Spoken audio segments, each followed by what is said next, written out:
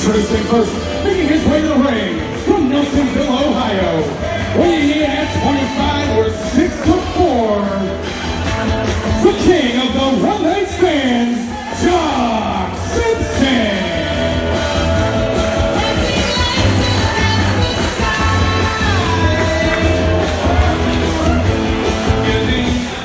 I kind of want to sing along to that wonderful song, but I haven't seen 15 feet in this entire audience tonight. You know, when I signed up to wrestle at IWC, they said you're going to wrestle in the greatest places. Thank you, Justin Plummer, but I sure as hell didn't want to come to Royal Valley. Hey, you got a dirty bar with dirty women down the street that all I got to do is say hi to, but I actually want a little bit of challenge, Plummer. So what we're going to do here is we're opening this wrestling show tonight. Don't turn me down, Justin Plummer. Wow, man, I'm sorry. I'm going to turn it on. You do not turn down. Come on, Justin. That's completely unprofessional. You turn me back up for the love of God, Justin Plummer. So tonight, since I like to talk about easy women, my opponent tonight has a real easy woman coming out to the ring tonight. Because she's been calling me for the last week saying, hey, king of one night stands, why don't you come and make me go, ah! Because I'm the guy that makes your woman smile. Hey, if you're lucky, Plumber, I'll come over to your house and make your wife smile for once. So Shane in your face, that's right, Plumber, I said that about you. You can turn me down, this and that, but Shane in your face tonight, his woman is going to see him get pinned in this ring for a free count, and then I'm taking her down to the Broken Bottle Saloon, and I'm going to get her 15 shots of Jaeger, because she might actually be smart then. And I swear to God, if you cut my microphone off, Justin Plummer, that's right. Shut up. You swear to God, if you tell him to cut my microphone, I'm going to take my jacket off and get real angry.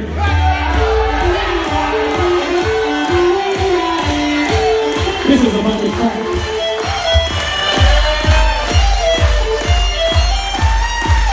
And his opponent, being coming into the ring by from Pittsburgh, Pennsylvania, weighing in at 204 pounds, Shane in your boots.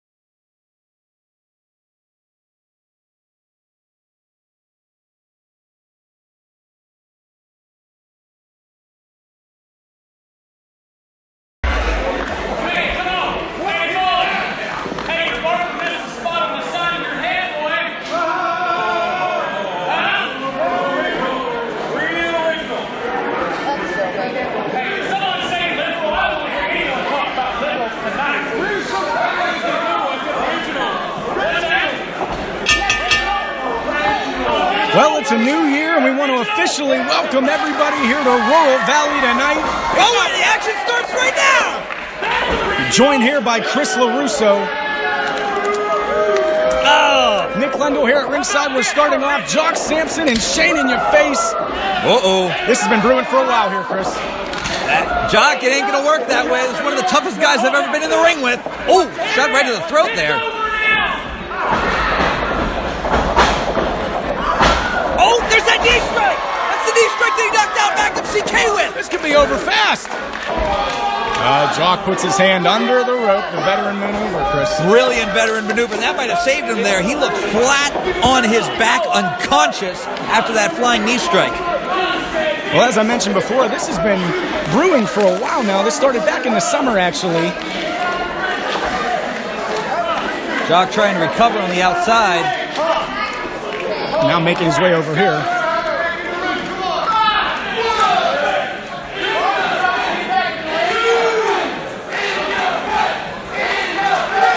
Fans getting behind Shane here, which isn't going to make Jock too happy. No, ever since Shane In Your Face has come out with a new look, a new attitude, a new focus, he's been a lot more dangerous and a lot more successful. His first year in the company, he came out with a lot of potential, a lot of hype, milking every bit of this 10 count. Shane doesn't want to win that way. And the ref now wants a microphone. Give him the microphone. You got that, buddy. Hey, Bodie! Hey, Bodie! What do you think about the fact that when I meet you tonight, your old lady's going to smile for the first time in her life? You better not say that word again. Because you better stop that count. You better stop counting. You better stop. That's fine. Hey, Plumber, I will get in the ring when I want to get in the ring. This place sucks. I've never been to a worse place in my life. You suck. No, you suck. You suck. I'll go back to Ohio. I swear to God, I love the place. The ref has to be at 10 by now. Plumber, take this microphone. I'll beat his brain in. I will get in. All right, well, maybe now Jock will actually get in the ring. We can get this match started. He's just taking a moment to address the crowd, let them know exactly what he feels about them.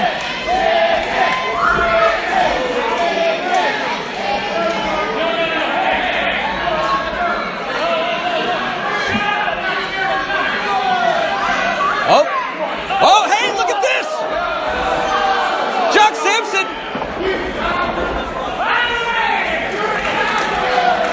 That was, you know what? Oh, knee to the midsection. Jock went after Ellie, and that was a smart move. A very smart move. Shane is infatuated with this woman to an unhealthy degree, in my opinion. Your opinion? See, using a maneuver I made famous last time I faced him in this very building, taking away those dangerous hands of Shane In Your Face. That's a smart move, Lendl. Smart move, but not really fair here, Chris. Shane on the defensive here, just trying to get the upper hand. And Jock, of course, using every dirty tactic possible. And I guess, not surprisingly, you would agree with all that, right? Do whatever it takes to win. Do whatever it takes to win, Lendl. Ooh, those are blistering chops.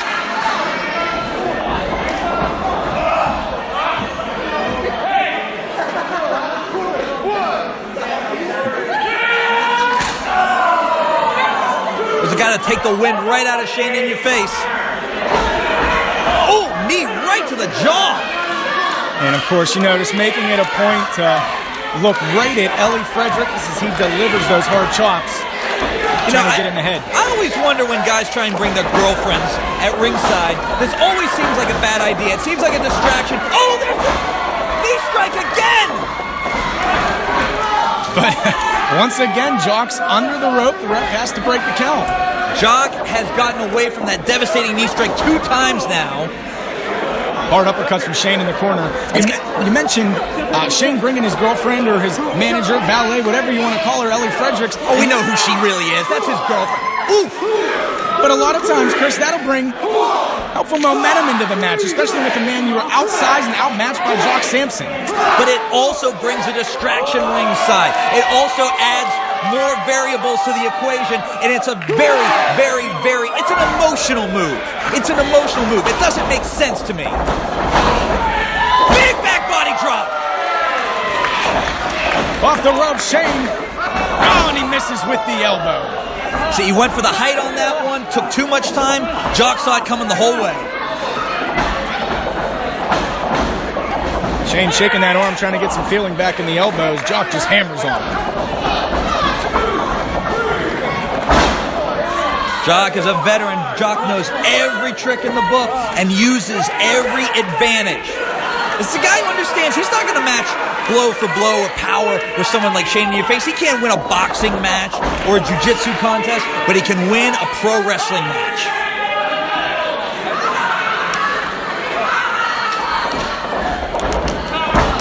Covered by Samson, quick kick out from Shane.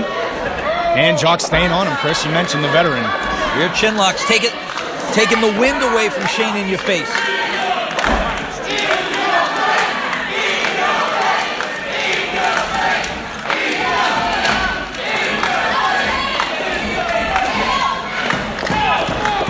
Justin switching the grip.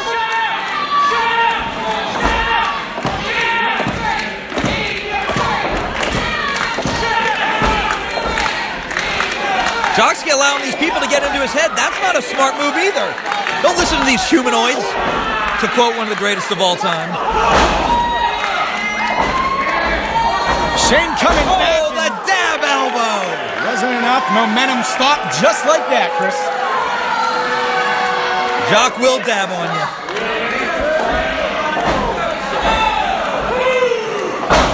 That's impressive athleticism for a bigger guy. And we mentioned Shane's elbow missing before. Jock's connected, definitely. Right in the heart. Shane kicking out again. Shane won't give up. Tell you what, those kickouts are pretty difficult against a guy the size of Jock Samson. You notice how thick he is in the trunk. That's a lot of weight to get off your shoulders. And you notice, going right back to the fans, Chris, he should stay on Shane. He's a veteran, but Shane could take advantage of this. He must think he's got total control. Oh! And that'll keep the advantage on your side for sure. Raking the back of Shane. And you can think tell Ellie ever scratched it? You know what? Never mind. Yeah, we won't go there.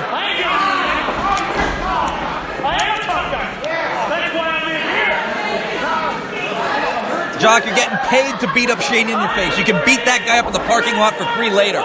Focus on Shane. Guy paid his money for his ticket. He can boo whoever he wants. Another hard chop from Samson. Shane right back.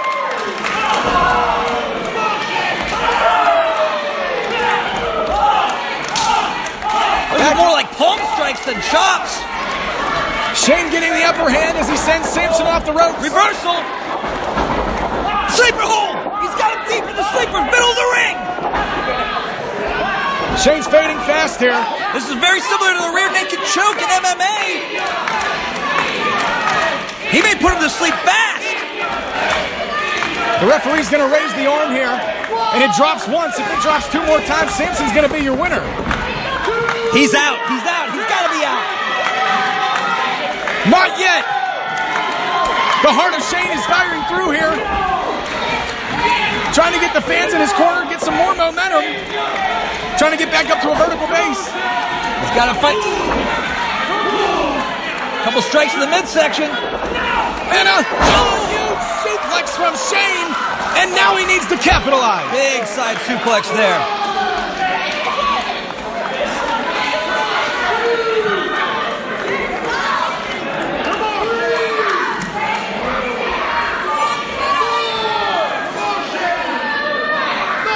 Referee at a 5 count. Both guys are flat on their back. Samson stirring first. As he's about to pull himself to his feet. Samson's to his feet. Shane's just getting to his knees. And he doesn't see Jock coming.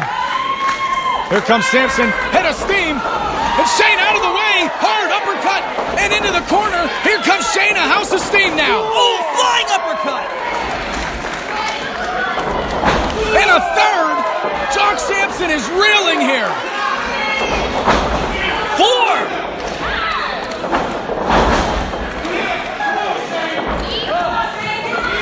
Shane reaching for him. Oh, big kick right to the temple.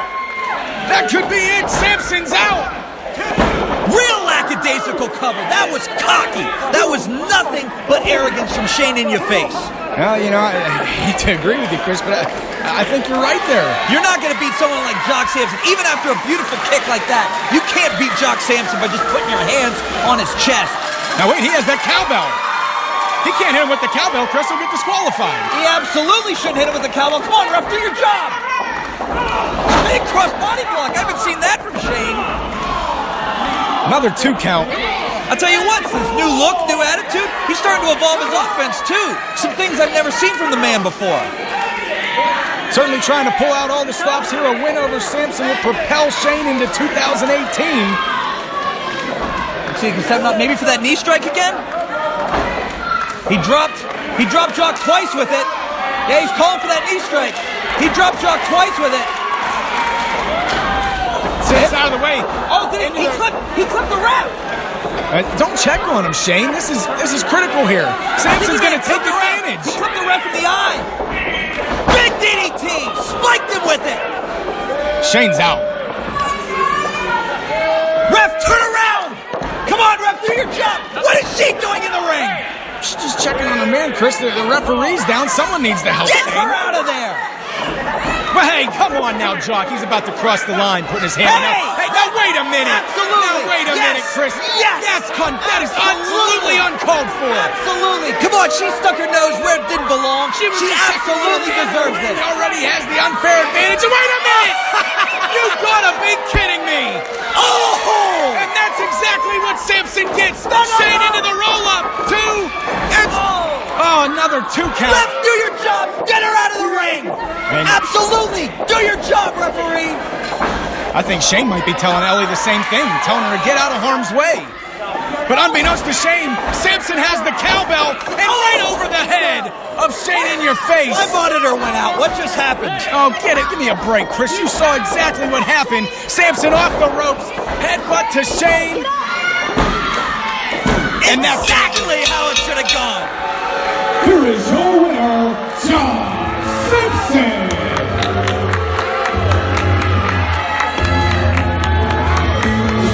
Now you're telling me after the referee was down, after the dirty tactics, Jock still had to resort to the cowbell? Sit down, Chris. What? I'm giving him his props. Oh, an impressive win for Jock Samson nonetheless, as we kick off Fallout.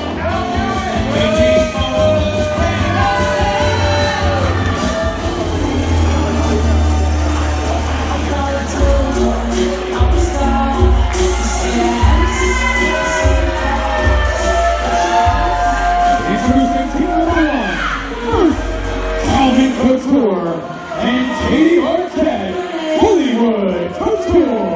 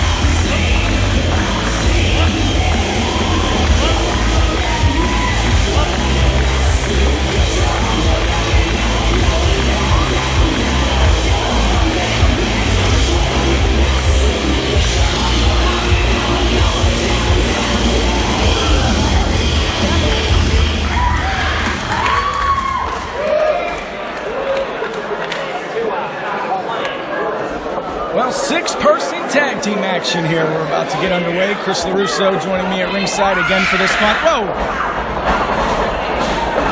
Looks like the girls want to get at it early.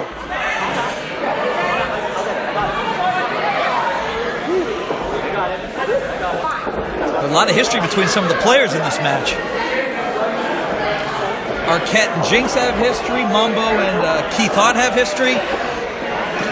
Not to mention a lot of history in this very building, Chris. A few of these superstars in the ring actually made their debuts right here. Yeah, about a year ago at this time. And don't forget, it was last September that Jason Tyler made his in-ring debut against Bulk Nasty, but absolutely. We know how that went. I remember how... What? I don't even know what to say to that. Oh, good Lord.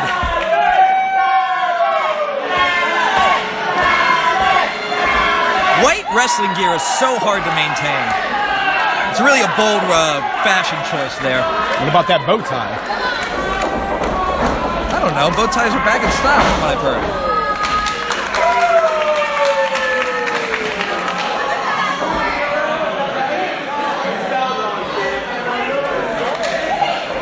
Jokes aside, Couture does look in better shape. He looks like he's been hitting the gym a little bit. Absolutely. I'll agree with you there, Chris. Over the last couple months, Calvin's sort of come into his own here in IWC. Starting to get some confidence. You know, that first year is always very difficult in the wrestling game. It's such a dog-eat-dog world. There's so many... Whoa. That wasn't smart. Hey, now... Oh! Applying the headlock here. Calvin really reeling it in on Jason Tyler. This is the most aggressive I've seen Couture. Although side headlock against somebody the size of the 5-alarm fire, not the smartest move in the world. And as you see, Tyler taking advantage now as Calvin goes behind. Switch to that waist lock. And another reversal Standing here. switch. Waist lock takedown. And that's just the size advantage of Jason Tyler now applying the sleeper hold.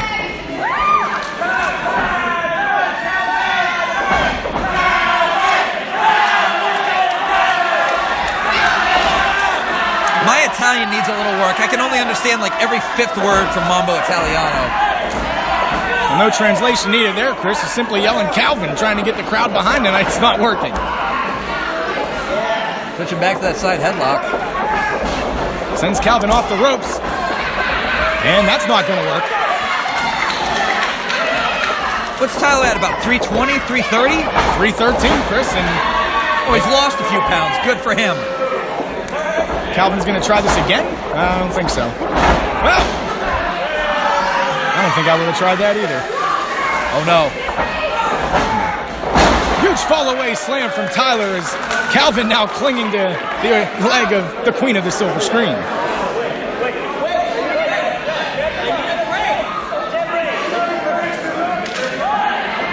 Jinx wants in. Guess we'll see the girls go one-on-one.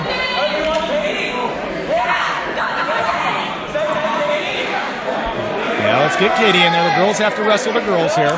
Wait a minute. Wait a minute. This isn't an intergender match, is it? Wait a minute. We might not be seeing a match here. I don't think Jinx knows what to make of this. Well, you know, Italy, famous for its romance. Whoa! He got a chunk out of his nose. That is not an appropriate first date. Well, I guess we are going to see the men tied up with the women here, Chris. The ref's going to allow it. Yeah, but she's not going to be able to Irish whip somebody like Mambo's size.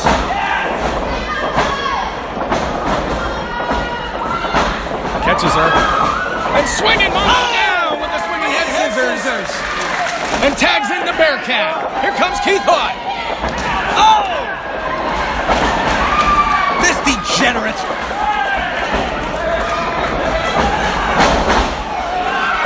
Drop toe hold now. Keith Haught up. Now. I'm sure you think this is funny. I'm sure you think that's hilarious. Oh!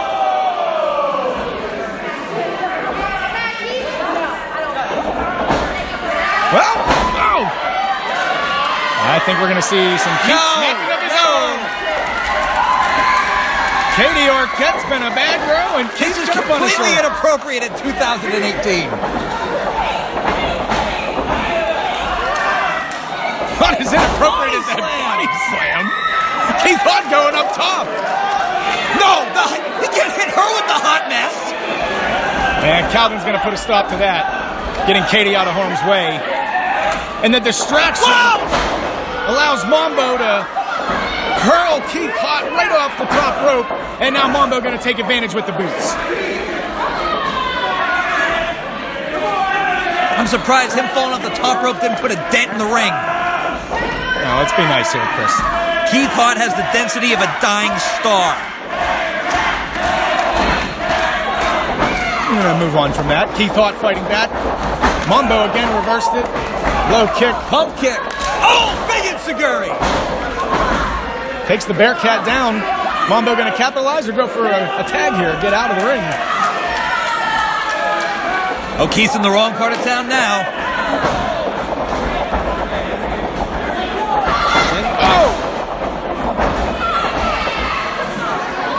Keith goes down. What are we going to see here? Oh!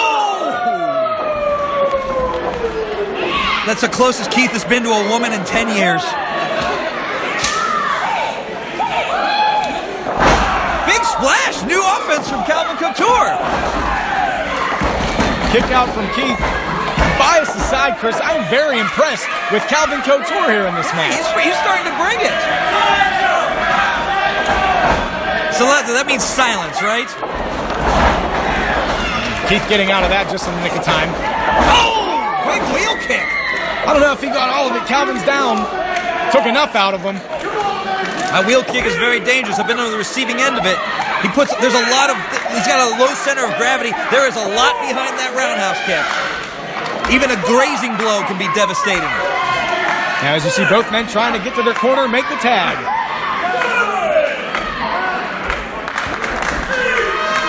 Eight count. Calvin tags in Katie, and here comes Jinx. Hard clothesline. Katie up, and another clothesline.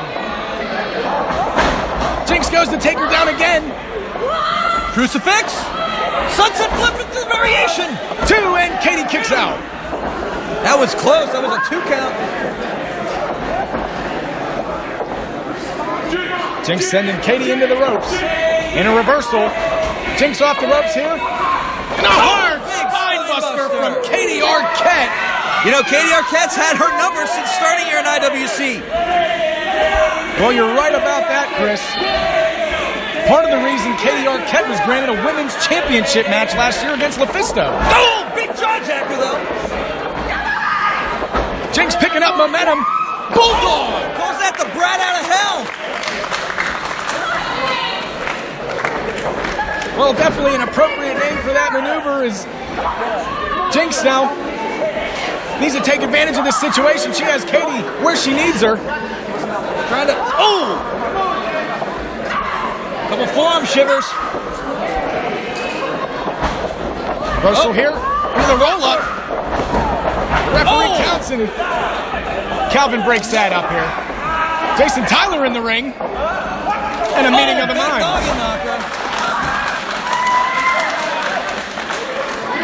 Jason Tyler, the 5-alarm fire, he calls himself a true hero. And the true hero. Oh! Steamrolls all 3 of them! That's one way to put out a fire.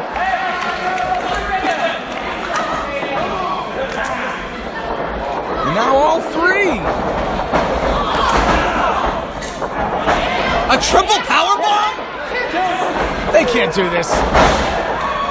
No, not again. And there is the exposed derriere of Keith Haught we've seen one too many times. Taking the air out of Kenny Arquette, Calvin, and Took it more than air out of it. My God. to say the least. Now, wait a minute. What are they calling for? They're sending Jinx to the top. Is this a rocket launcher? Incoming! Jinx into the cover, too. And that's going to do it. Here are your winners, the team of Jason Tyler, Keith Haught, and Jinx! Huge victory tonight for these three, Chris. I still can't get over Keith Haught's pants always managing to fall down. Well, unfortunately, it's a sight we've kind of grown accustomed to here in IWC. Haught messes right.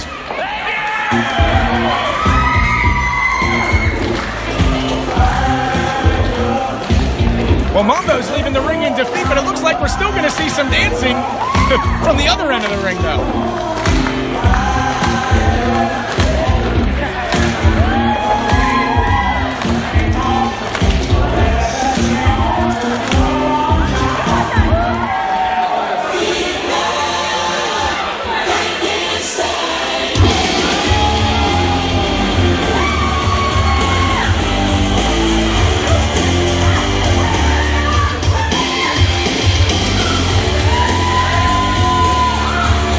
Introducing first in this Falls Count Anywhere contest is the challenger.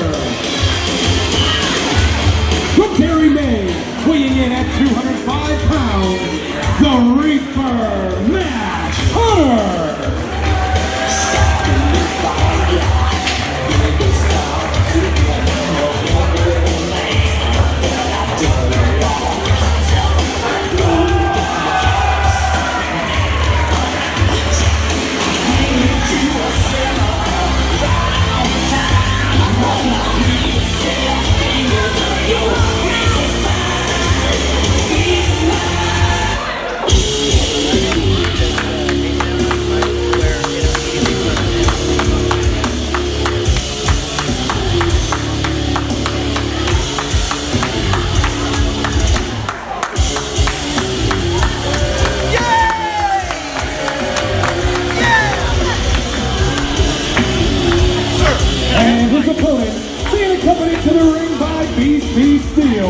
From wherever the hell he damn well pleases.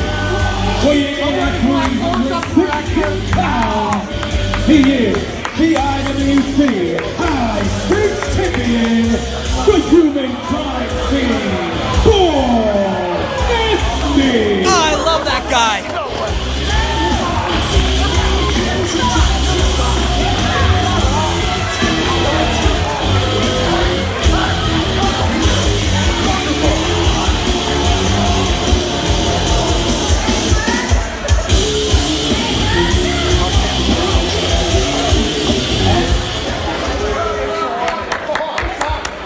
As decreed by the IWC High Stakes Champion, the man who gets to name the stipulations to his title defense. He better have his running shoes because this is a Fall Count Anywhere match. I'm moving you all across this building. Matt Conard better have his running shoes on because this match will be a Falls Count Anywhere match, and Both Nasty is going to beat him all over the building. Where's security? They better get their running shoes on.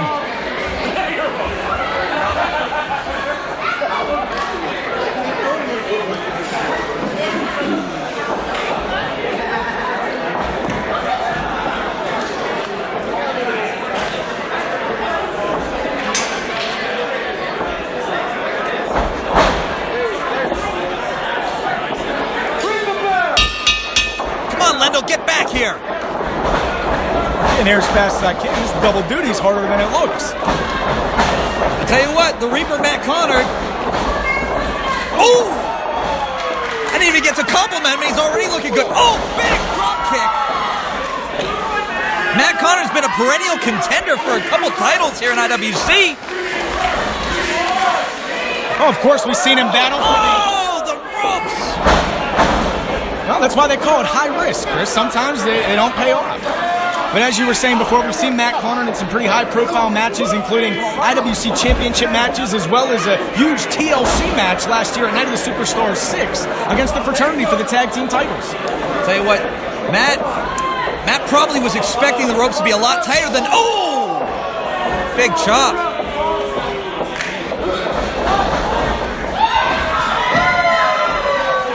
Well, he was able to bounce back now. Big man. I don't know if he should go for it again. Oh! Nailed it that time. Come on, Bulk. Get up, Bulk. Come on, get up. Get up. Well, as mentioned, this is a match. Is falls count anywhere? This could go. It could go anywhere here in Rural Valley. Oh, big headbutt. Not the smartest move against someone like Bulk Nasty. Pump kick. And of course, again, you mentioned the advantage of being high-stakes champion. Every single championship defense, the champion gets to decide the stipulation of the match. That was a punch right to the temple. That was a punch to the temple. That was great. That was beautiful, Ben. Glad we got your approval here. Oh, this is going to hurt a lot. This is going to hurt so much. And you hear many times that is the most unforgiving part of the ring. He follows it up with a hard slap. And he's pulling the straps down. That's going to hurt so much. I'll tell you what, Bulk is one of the most dangerous men in professional wrestling. He's got the power, he's got the mean streak, and now he's... Oh! Just echoing throughout the building. And he is finally getting the respect that he deserves.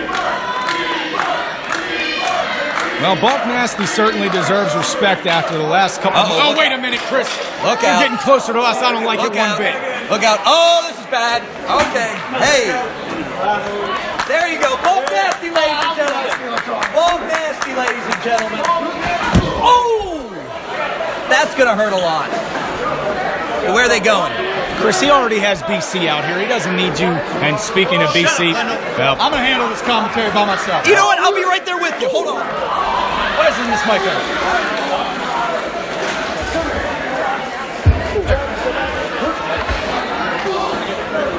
BC Steele just took my microphone. Chris LaRusso following him.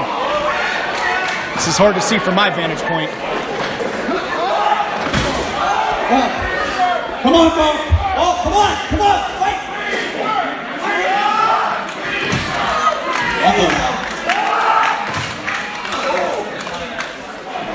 Certainly one of the first times Bulk's had his own cheering section. I hope he doesn't hear this.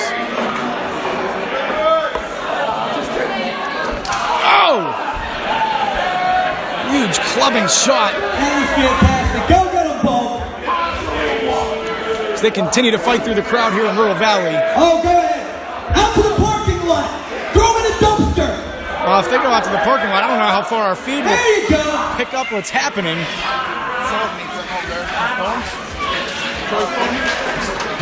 Check, 1, 2. Oh, we got commentary out here. Bulk is first control. Bulk is beat senseless in the parking lot, ladies and gentlemen. Going through the car. Yes, through the windshield right now. It's a Honda. Nobody wants a Honda. Who has a Honda? Your car's about to be destroyed.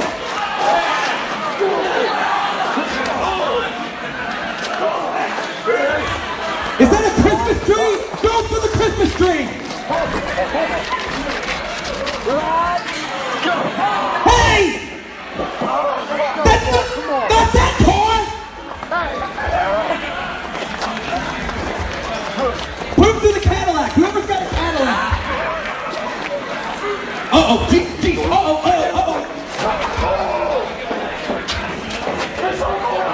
How's that going for you, Reaper? There you go. Good job. There you go. Well, at least when LaRusso's on commentary here at the booth, the fans can't hear his voice. Yes, security doing a bang-up job. Good job, kids. That has to be the worst part about this whole match for these fans.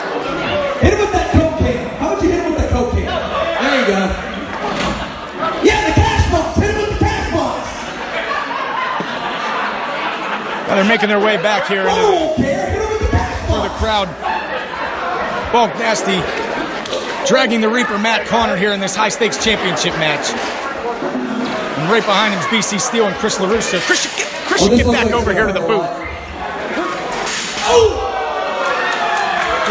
Lendo, you're doing a bang-up job, buddy. Well, yeah, I'm trying here. Trying to call what I can see. Chris will tell you he's doing a good enough job for the both of us. I did just see a nice kick from Conard as they're getting closer to the ring.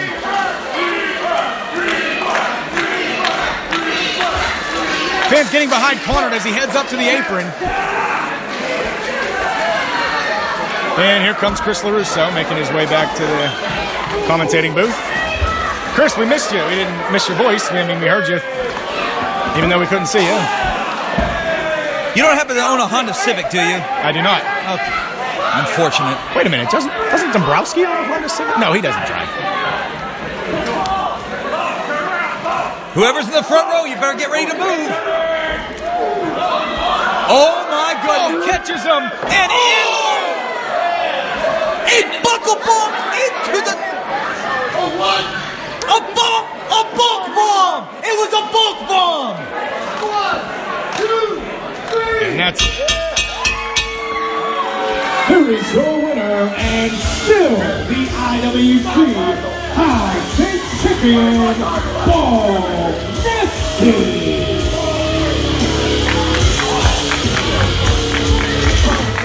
Well, I guess Chris LaRusso has officially named his second move of the night, the bulk bomb, and there he is, still the high-stakes champion. LaRusso has again left the commentating booth, and looks like BC is going to say something here. And a special message to you, Jimmy Vegas. For those that may be uninformed, Jimmy Vegas has requested an IWC High Stakes title match against your champion, Bulk Nasty. Now, the problem with that is, to Bulk Nasty and myself, Jimmy Vegas is not the worthy challenger, so Jimmy Vegas goes to the back of the line. Yes, exactly where he belongs. On February 17th, in Elizabeth, Pennsylvania, IWCWrestling.com, the reset button may decide Bulk Nasty's next opponent. So Jimmy, we appreciate the consideration, but you, like everybody else, bow down to the champ. Well, I guess Bulk's not going to give Jimmy Vegas the rematch he asked for. Instead, he's going to leave it up to the reset button, which could be an even worse idea, Chris. I don't know how much worse it can be than Jimmy Vegas. What if the reset button selects Jimmy Vegas? Oh no. Have you thought of that?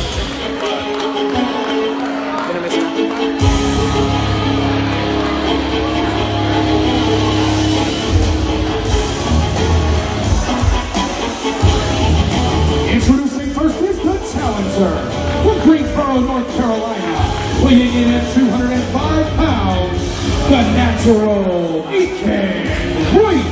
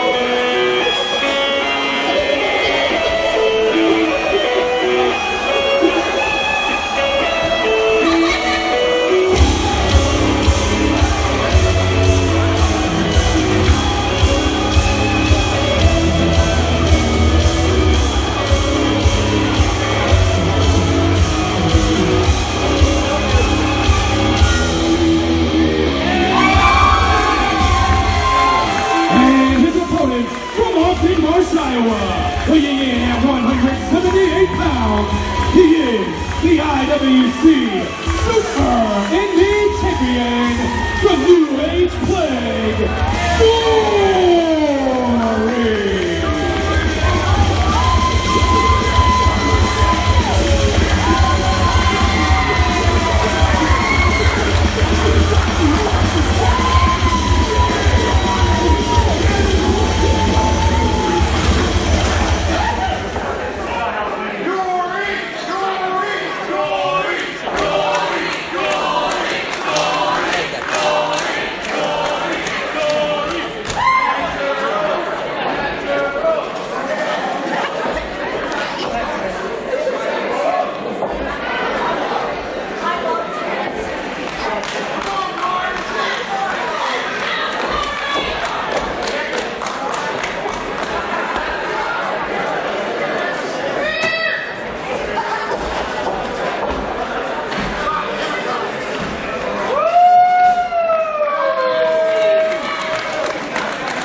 Wright looks in phenomenal shape for this contest.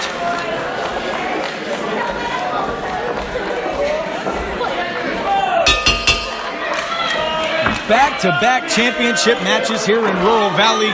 What a reign Gory's had as Super Indy champion. It sticks in my throat a little bit to say it, but 5 months as champion, he has taken on plenty of very, very qualified challengers and has proven himself to be quite a Super Indy champion. I'll give him credit where credit is due. And again, as many times over in his matches, Gory outsized by his challenger, Ethan Wright. This is sort of a new wrinkle in Gory's defenses.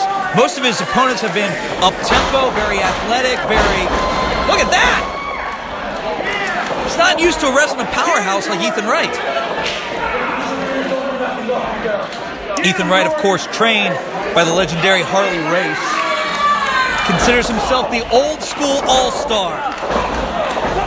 And you're seeing a little bit of that now. Taking the advantage of Gory from behind, sending him hard into the buckle, but Gory underneath. Oh, but this is what he was not ready for. Big shoulder tackle there by Wright. Low drop kick. And a hard shot to the face. Gory's feeling it here in the opening moments of the match. This is what Gory wants. He wants to keep it up tempo. He wants to keep it quick. If this turns into a... Hey! Referee, come on! Well, no way to call that.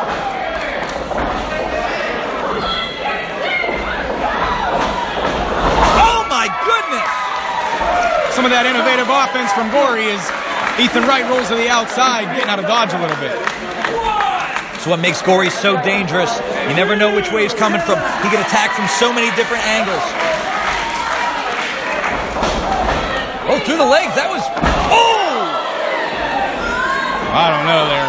Wright just smacked his face off the edge of the ring. And he hit hard, Chris. Well, the last time Gory did this dive, he ended up in the second row. He may have forgotten about this as Gory may be calling. Nope. No, Ethan Wright got to the apron before he could... showed a little bit of common sense. The last time when we were in this town... Oh, drop kick right to the temple. Gory went for a dive in that direction and ended up in the crowd. Huge gash on his leg following that move also. Big clothesline. Ethan Wright had it scouted. And again, this will be very interesting to see if Gory can adapt to a different style of opponent. If he can go with... He's done very well against fellow flyers, fellow lighter weight opponents. But he is going against somebody whose offense and whose mindset and whose game plan is very, very, very different from the opponents he's faced thus far.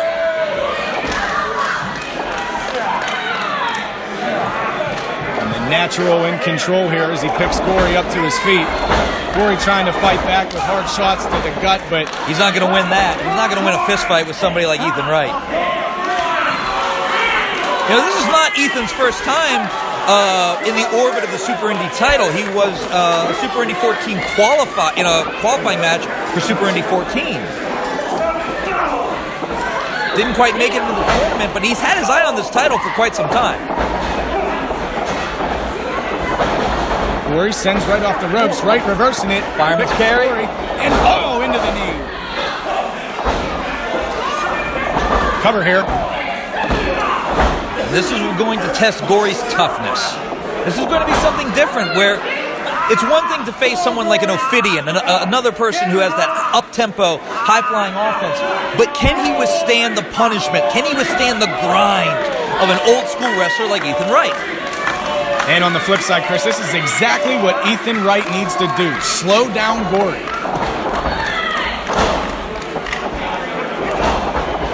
Gory fighting back. Off the ropes here. And scissors. Yes! Executes it. Nicely done there as Gory's feeling the momentum. But Ethan Wright, great again on the attack. Gory not able to sustain this momentum. And you know, against somebody like an Ophidian, who was the opponent in Clearfield? Forgive me, I just blanked. Ryo, the last Incan warrior. Against opponents like that, A head scissor probably would have kept them down for a little bit longer. Probably would have given Gory, big slam there by Wright, probably would have given Gory a chance to open up his offense a little more. Just not enough body weight, not enough torque to do some serious damage to someone like Ethan Wright. Ethan Wright measured that elbow perfectly, Chris. Only able to get a 2 count. But he's staying on Gory as he goes to the outside.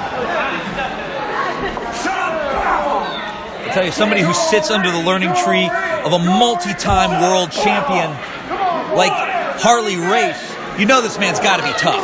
Oh, absolutely, Chris. That's an understatement.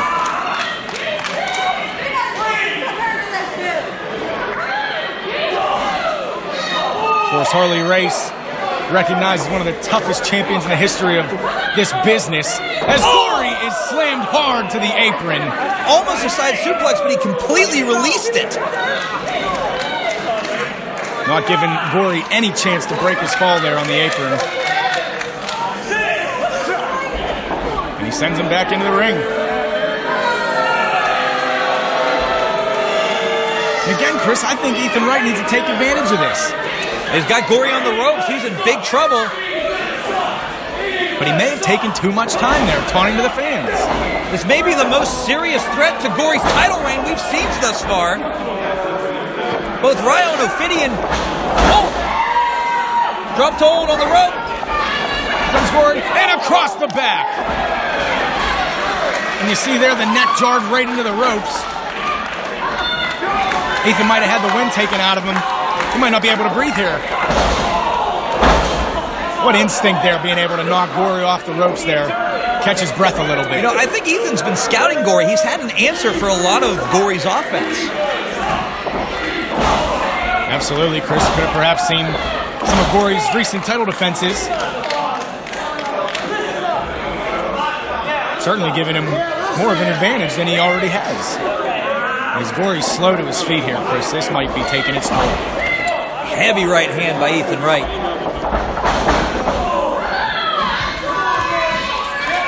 Wright's got him measured. Big line in the corner. And we're going to see it again. No! Gory able to counter with the elbow. Got him right under the jaw. Oh, what a lung blower! Right on the jaw. Ethan Wright is down.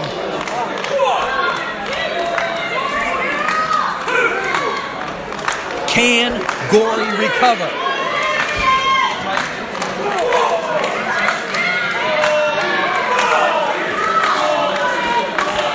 Well, the referee already at a 6 count. Gory going to go into the cover here.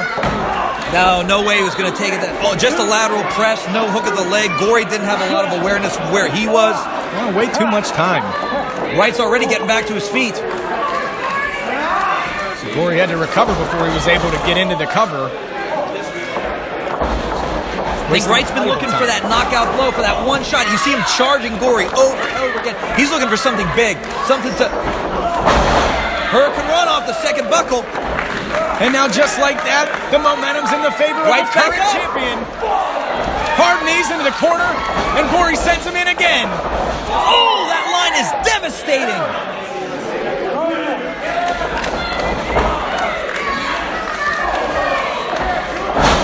Hard kick, Wright's down, and here comes Gory. Springboard. Oh my goodness!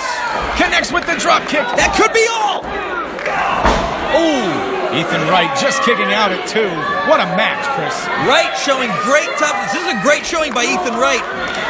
First time in IWC in a couple years, I guess, suppose. And really impressing. Gory might be trying that clothesline again. Wright counters, as you mentioned, seems to have an answer for almost everything Gory dishes out. And a hard spine buster. Beautiful. Planting Gory into the mat. This could be it. Double A would be proud. Oh, are you kidding me? 2 count only, says the referee, and the natural can't believe it.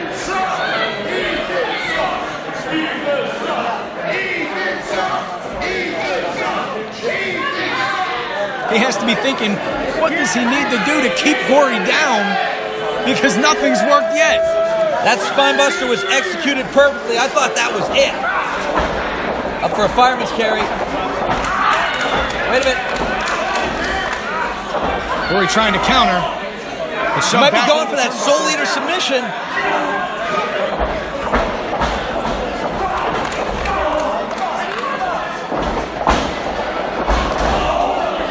Hard kick to the midsection.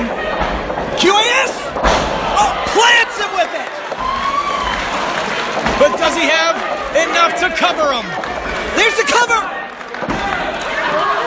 And Ethan Wright grabbing the bottom rope, forcing the referee to stop the count. Great ring awareness there by Ethan Wright. He knew he was in big trouble after the QAS, was able to break the pinfall.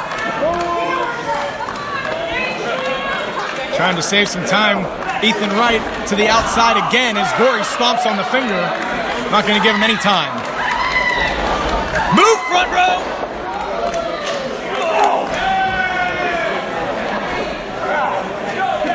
Gory tried to draw him back in.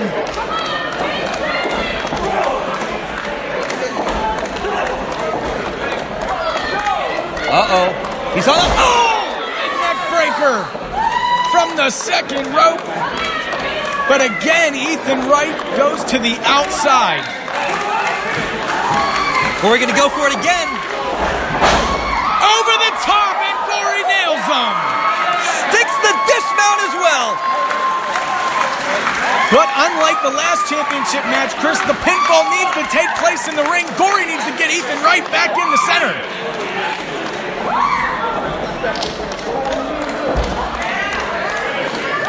Thinking high risk here as Gory goes to the top. Double stomp, And nobody home. right out of the way. Gory turns around. Hard kick from Ethan Wright. And the Old school pile driver. That's it. Gory Hit him. spiked off the mat. This could be it. We could be seeing a new champion in the making. Style pile driver. Wright rolls him over into the cover. New champion. Gory kicks out again. I cannot believe that Gory kicked out of the pile driver.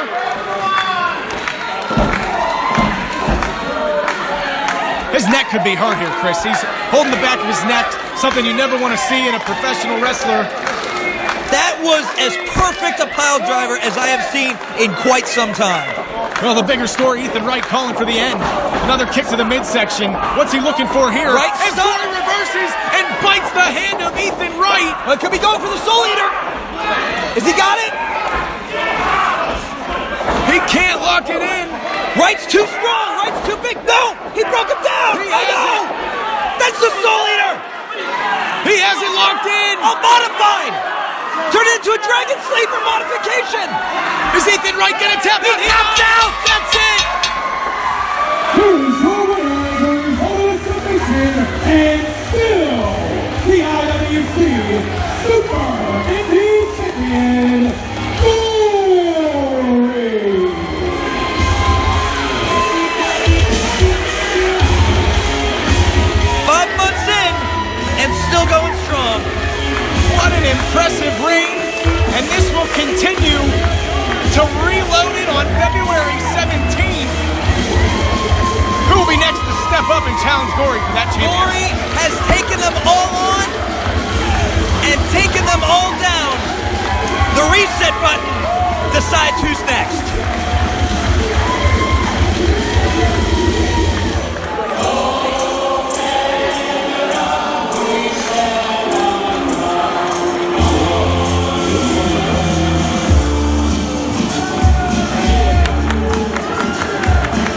Introducing first, representing Calgary, Alberta, Canada, headline weight of 382 pounds, on Dupree, and the two-time IWC Rookie of the Year, JaXon.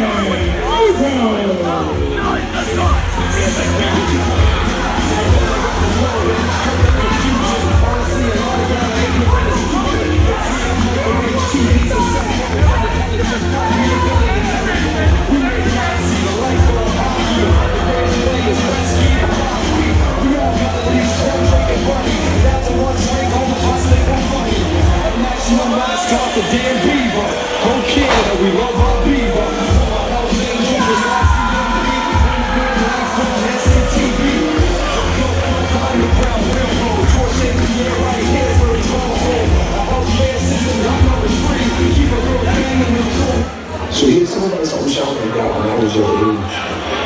With every week, like a shot.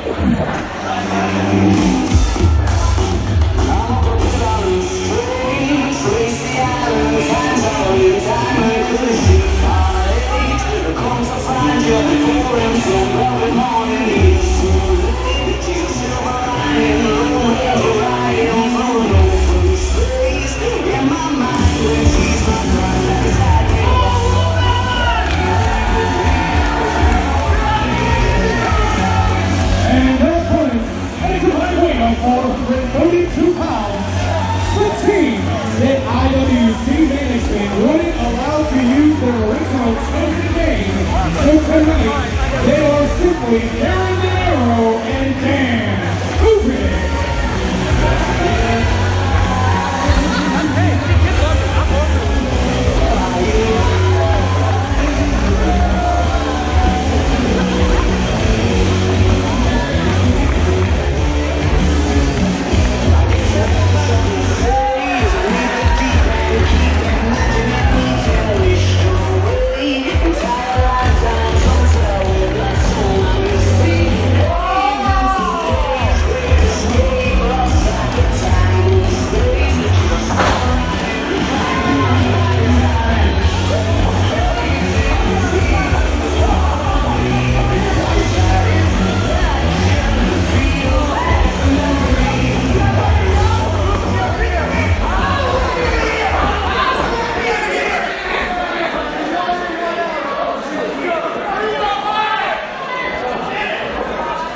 Well, some tag team action here, Chris. We've seen Dinero team with Dan Hooven before. That's a cruel chant. That is a cruel chant. You know exactly where he is.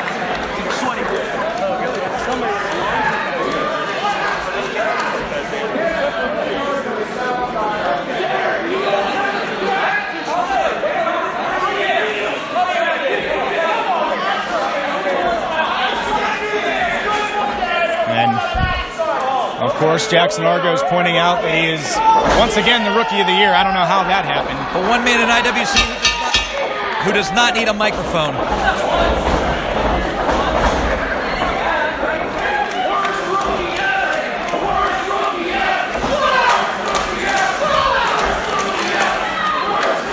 I think that is objectively untrue. I can think of plenty of rookies way worse than JaXon Argos in my time in professional wrestling. Well, don't you think that's a little unfair here, I could Chris? start naming them if you... Well... No, we don't need to do that. We have a match going on. But you have to think, Chris, of all the young talent that just started out in their careers last year in IWC, for JaXon Argos to rig the voting... And now, that is slanderous. That is slanderous. Absolutely not. Do you have any proof? Do you have any proof that there was any He's not even a rookie anymore, Chris. Vote. There's a write-in option. Talking about some of the talent like Jameson or your boy Calvin Couture, who you were impressed with earlier. Very you don't think he had a right to be named Rookie of the Year? Well, you don't think he's upset that he got cheated out of that right? It's not my decision. It's the fans who make those decisions, all right? This is what's wrong with democracy. Now let's move on here. Kind of stunned you with that one, didn't I? Yeah, I'm just going to move on. JaXon Argos. Look at that. I'll tell you what. Talking about impressive displays, Dan Hooven has obviously been hitting the gym as well. Look There's at the another power. one that could have had a rightful great for IWC Rookie of the Year. No, I'm not saying he didn't have a fantastic year, especially compared to where he was at the beginning of last year. The evolution that he's made. The evolution has been nothing short of remarkable. That being said, JaXon Argos won the vote. Jawjacker there, modified jawjacker by Dan Hooven. Well, Hooven obviously learned a lot from Big League John McChesney, obviously learning some from Darin Dinero as well, teaming up with him. But big bulldog there. Able to capitalize with the bulldog. As you mentioned, Hooven impressive in the ring over the last few months, but what's even more impressive than his in-ring work is his heart, Chris. And I know you're not going to like what I'm about to say, but for the better part of 2017, Daniel Hooven did not back down from bulk nasty. No, he did not. Well, you know what? I will give the photographer all the credit in the world. That man stood toe-to-toe with one of the toughest guys in the company, and he did not blink. Now, he was powerbombed into unconsciousness at the end of that cage match, but he did not quit. There's a detail I was trying to leave out. A lesser man wouldn't have even shown up, would have decided to stay home. He got into that cage, and he got... That's rude to RC Dupree. Well, the fans letting the eccentric artist know what they think about him as Darin Dinero's tagged in. A fantastic artist, by the way. Have you ever seen his paintings? I have. I can't even deny RC has some talent outside the ring.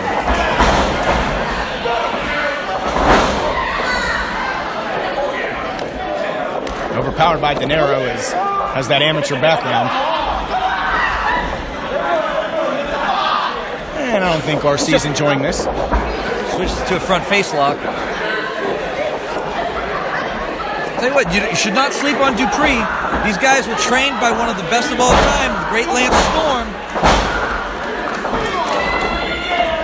And if you forget, they'll be quick to remind you.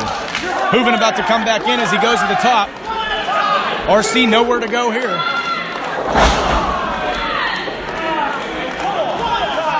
I will say this pairing of Dinero and Hooven has been rather effective.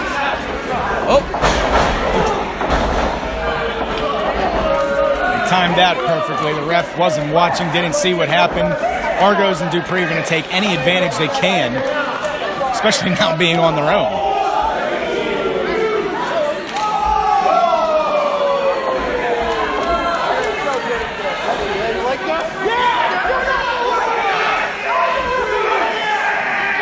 RC now, that's ridiculous. Get him out of the corner. Hooven firing back with a shot as RC sends him back into the corner and slaps him right in the face. What disrespect right from around RC the ear. Oh! Hooven firing back with shots. Well, he was trained by one of the best choppers in the business. Oh, digging for the eye, digging for the eye.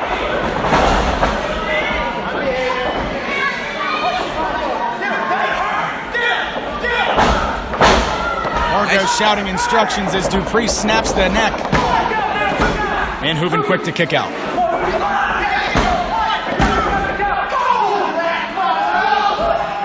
Now that's what you call a choke there, Chris. That's... You know, I will say this. I will say this about Dupree. I think he tends to get very emotional. He gets very frustrated. It's a trait that I'm sure he'll grow out of as he develops in his career. It's okay to get emotional, show your passion here, but you can't break the rules. Something they've done all year. I will say, I don't know of any group that has come into IWC and been as effective and as much of a well-oiled machine in one calendar year as Team Storm has been. Oh, I can't disagree with you there, Chris. Argos and Dupree had a banner 2017 as Argos shouts in the face of Hooven. Another hard shot. Now, see, I don't understand this whole who's the real Rookie of the Year nonsense. It's very clear that JaXon Argos is a two-time Rookie of the Year. It is very clear that Hooven did very well in the vote. He did come into second place.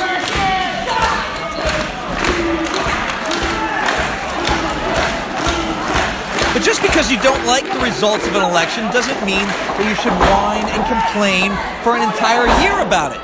And you're telling me, Chris, if you were IWC champion for the entire year as Argos connects with a beautiful scissors kick, rolls Hooven into the cover, you're telling me that if you had a banner year in 2017, and someone, wrote in my name as the IWC Superstar of the Year, you're saying that you'd be okay with that? You're saying it's the same thing. You being named Superstar of the Year is the same thing as Jackson Argos being named two-time Rookie of the Year. You think those are comparable? Yes, they are comparable, and I'm going to tell you why. I am not a wrestler, Chris, as Argos is not a rookie anymore. Argos' second half of his rookie year was in 2017. Oh, it's a Jackson 5. Hold on, I always like this part. That's 4.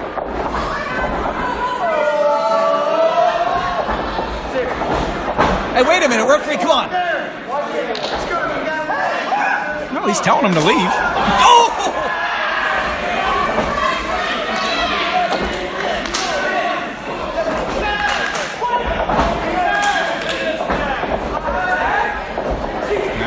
Dinero pointing out, I don't think there was a tag either, but... Oh, Dinero's one to talk. The referee's allowing it, and RC and Argos are still in the ring. Ref, get him out of there. We going for a double team superplex? Trying to adjust. Trying to go for just a regular superplex. Wait a minute, what's happening here? Wait a minute. Team I don't think Storm they planned for this. Hooven. Doomsday device!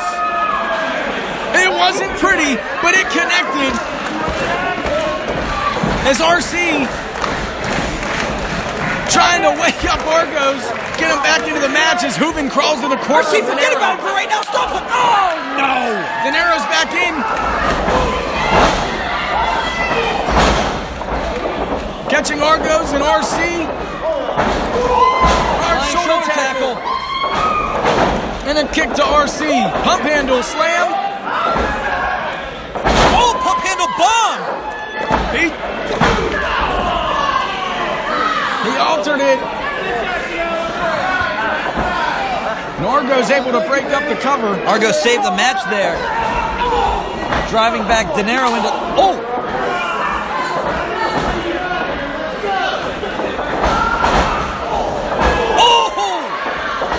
I think one of Argos' teeth might be in the front row. Knocked him loose, that's for sure. Clothesline after clothesline from Dinero. One more. I think Dinero's starting to...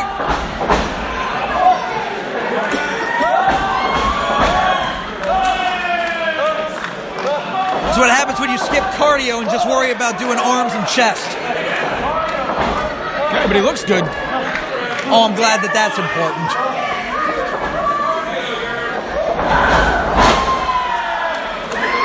Dinero had that one scouted. 2 heads are better than 1 there, Chris.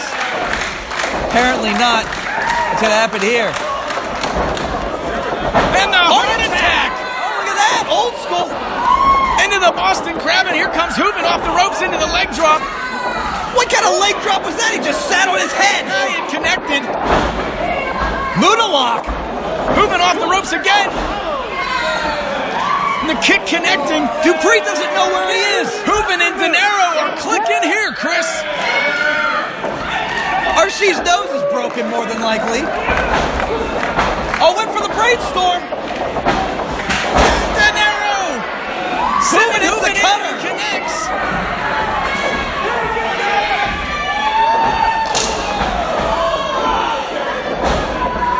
Argos is seeing stars after. Wait a minute, RC has a chair.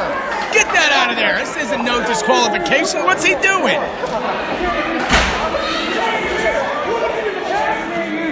He obviously has something up his sleeve here, Chris. Oh, he's just being very eccentric. It's part of being eccentric. Eccentric artist. No! Hey! Two. Hooven better turn around. The flag to the skull. And he can cover him right here. That's going to be it. He's going to go into the cover, and that's going to... Wait a minute. No cover? Come on, he got him beat. He would have had him beat there, Chris. What's he doing? Absolutely got him beat. What are you doing? Oh, I know what he's doing. Oh, I know what this is. A little preview for Reloaded on February 17th in the submission match when he faces Jonathan Gresham, and Hooven taps out. Here are your winners as a result of the submission, Jackson Argos and RC Dupree.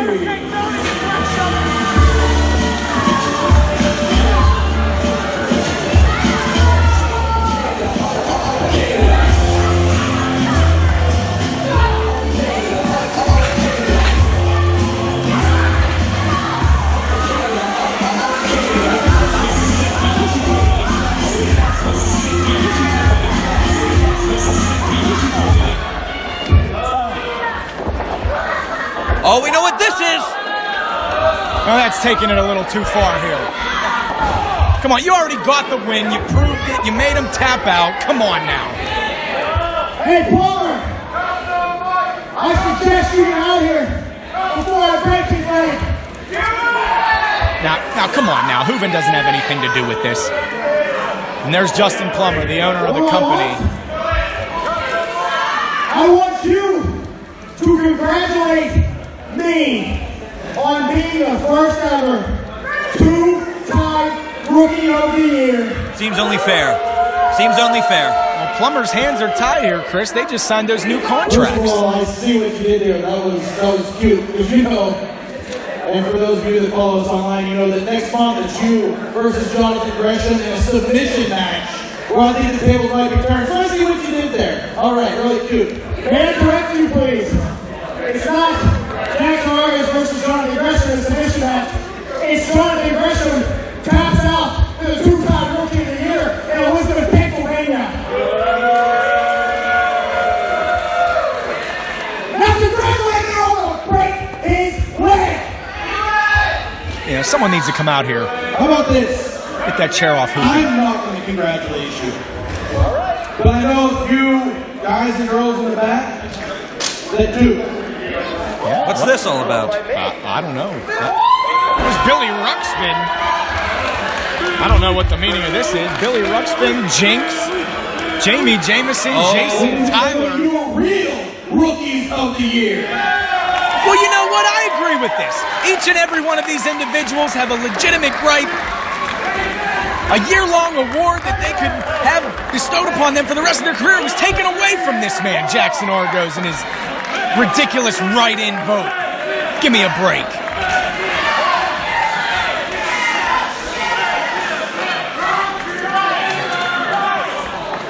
I'm sorry.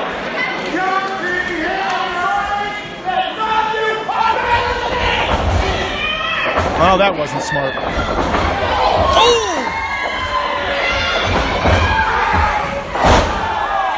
Oh, this is gonna hurt.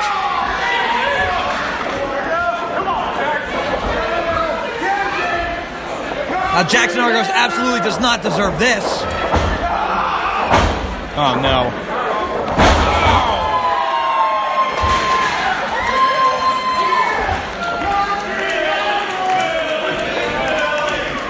And they're not done. Come on, that's more than enough. Well, you understand their frustration, Chris. They all wanted to be Rookie of the Year. Billy Ruxpin, what a year he had with the STDs! And a hard shot takes down Argos. What does she have in her hand? Is that a fork? I believe it is a fork.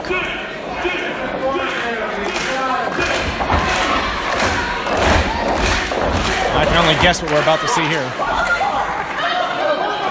Billy, hold my fork. I don't think I've ever heard those words in a ring before. Oh! We saw that earlier from Jinx. There they are, ladies and gentlemen. Oh, wait a minute. And the icing on the cake, Dan Hooven. Oh! A submission of his own. That looks a little familiar to me. And Argos is out. Hooven just knocked out Argos. And there they are, ladies and gentlemen, your real Rookies of the Year.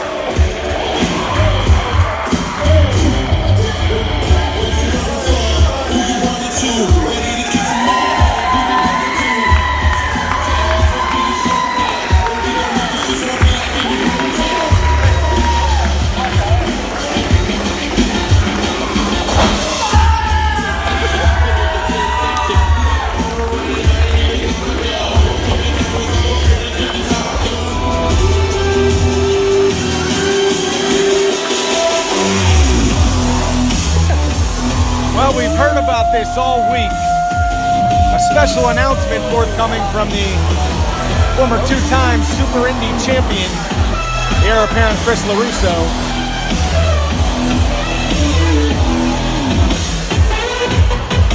You can only wonder what's on his mind. He got a nice haircut. He's dressed in a suit. Ladies and gentlemen, at this time, I, your 2017 IWC Manager of the Year, Benjamin C. Steele, And that's would true. like for you to quiet down, sit in your seats, now stuff your faces, and listen to your 2017 and 2016 Most Hated Wrestler of the Year. Ladies and gentlemen, your former two-time IWC Super Indy Champion and the man who is #1 in all of your hearts. I give to you the heir apparent, Chris LaRusso! Well, I think all of that's certainly up for debate. Thank you, Mr. Steele.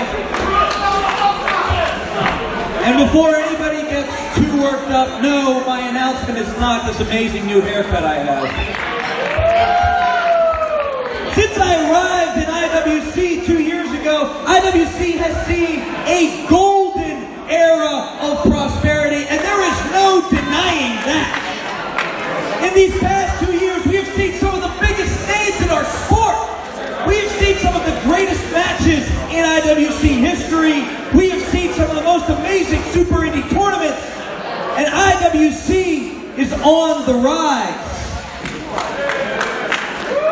But every time that there's a golden era, there's a threat that comes in to threaten that amazing time period. And this time, the threat to IWC's prosperity is 6'7", 282 pounds, the Titan, Dennis JaXon. Well, LaRusso certainly had his eye on Dennis JaXon for the last couple months, ever since being embarrassed when JaXon made his debut. A lot of you people think, well, what? The Titan isn't a threat to IWC. The Titan is a threat to you, Chris LaRusso. Well, I've been in this business a long time, and let me tell you something. Every time someone like the Titan has come into a company, they have ruined it.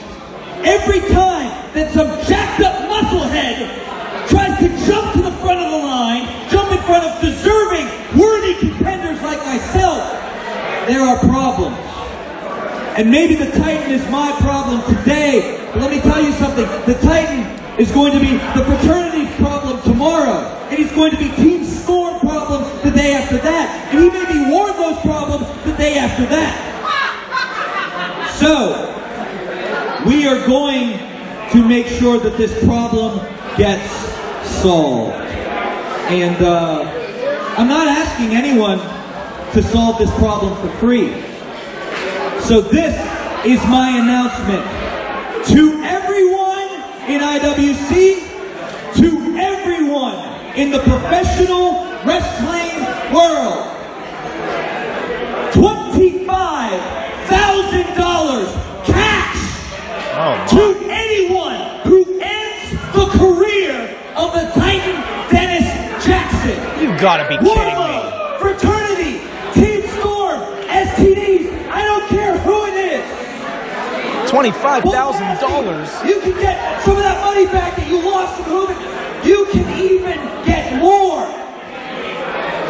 $25,000 for the head of Dennis JaXon. The Titan is going to fall, and the heir apparent will do what he always does, rise to the top. And all you people have to do is bow down. That's terrible news for the Titan Dennis JaXon. Everybody's going to jump on that opportunity. Are you kidding me? $25,000? I like Dennis JaXon, but hell, I might get Dave Kitch together and try to jump on myself in the parking lot. $25,000? Are you serious?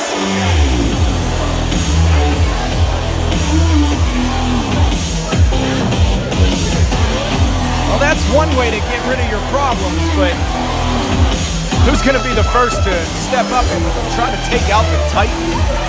It's going to be no easy task.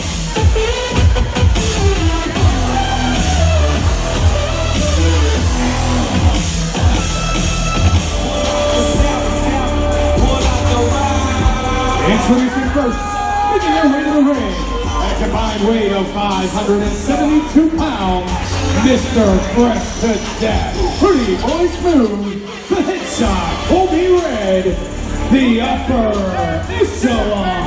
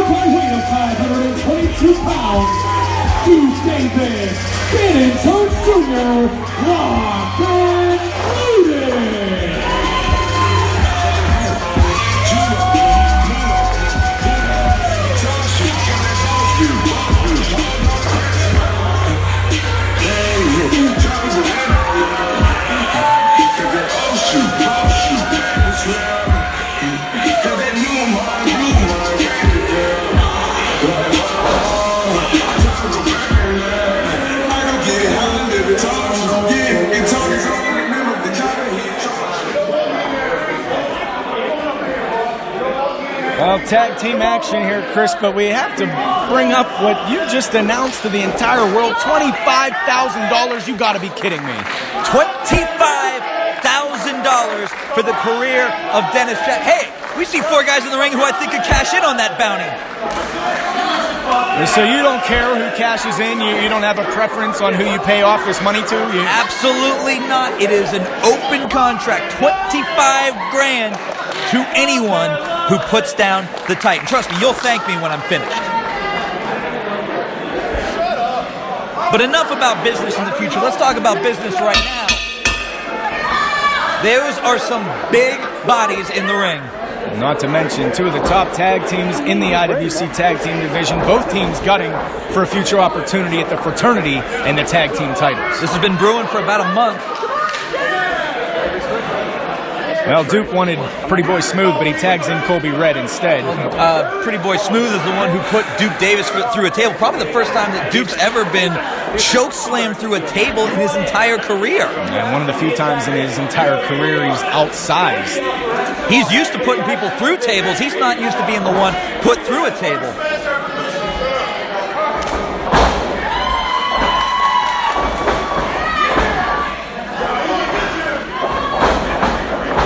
Ganon Jones Jr., certainly a big boy himself. It's Colby Red able to hold his own.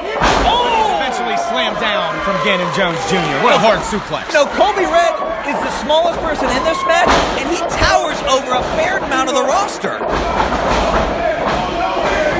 He is a big, powerful man in his own right.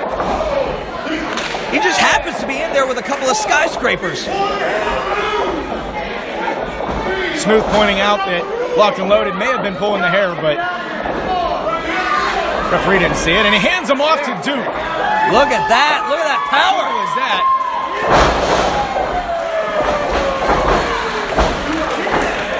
Now look, Duke Davis wants a piece of Pretty Boy Smooth. You know, I had said earlier that this has been brewing for a month. I think it's actually been brewing for far longer than that. Upper Echelon had been working for IWC for several months. They had a little bit of success. They'd had a couple preliminary matches. They'd had a chance to show off their abilities. But then Locked and Loaded come into IWC and pretty much jump to the front of the line and end up winning the tag team title. You have to understand the frustration of the upper echelon. Certainly, they wanted that opportunity at the tag team titles, making their presence felt last month when the fraternity dethroned Locked and Loaded at Winner Takes All. And I think they thought that they had as much a chance of beating the fraternity as Locked and Loaded did. If Locked and Loaded was able to... I don't think anybody's disputing that, Chris, but you know, in this business, timing is everything, and Locked and Loaded were in the right place and the right time. Absolutely, but Upper Echelon was in the wrong place at the right time for Locked and Loaded. Now these two are finally going to get to go at it. We'll see, maybe pretty much whoever wins this match, I think, should be the #1 contender for the tag team titles. I mean, I certainly have to agree with you there, Chris. These are the 2 top contenders for sure. Look at the size of Pretty Boy Smooth.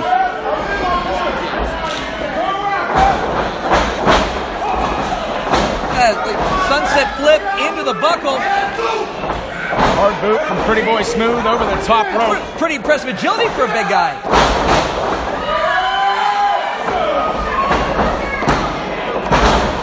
I've heard this man referred to as the 7-foot savage. And he's every inch of that 7 foot, believe me. You know, it is so rare, like you said, it is so rare for Locked and Loaded to actually be the smaller team. They're used to targeting that left knee of Ganon Jones Jr. Ganon's had issues with that knee in the past. He's had surgery on it in the past. And obviously that knee brace, just a giant bullseye. Look at that. Look at that. PB is almost in the middle of the ring, and he's still choking him with his foot. His long legs of Pretty Boy Smooth. And the hard forearm shot as well. Ganon returns fire. Returning the fire as the fans are starting to get behind Locked and Loaded. Pretty Boy Smooth hanging onto the ropes as he sends Ganon in. Oh, look at that kick.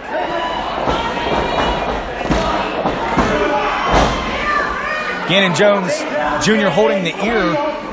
Might have been clipped by the side of the boot from Pretty Boy Smooth, and that'll make your ear ring for sure. With those long legs, PB could have kicked him in the parking lot.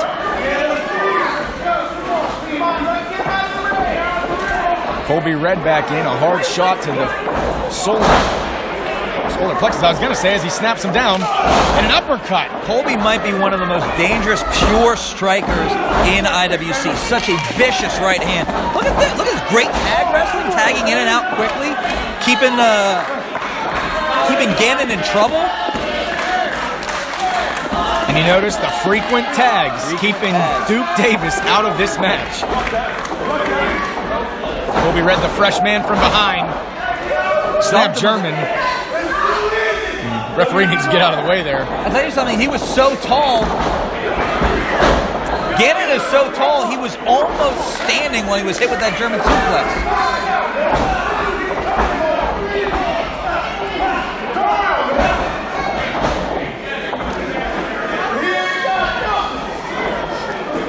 Duke Davis incidentally giving Colby Red what seemed like perhaps an eternity for Ganon Jones Jr. getting choked there behind the referee.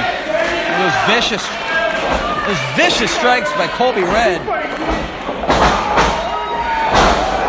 Blackhole slam. And that would shift the momentum. You see how he collapsed? I'm not sure that maybe that damage done to his knee. Certainly the damage done to the knee. You're absolutely right, Chris. As Ganon's slow to tag his partner, Duke Davis. Can he get there?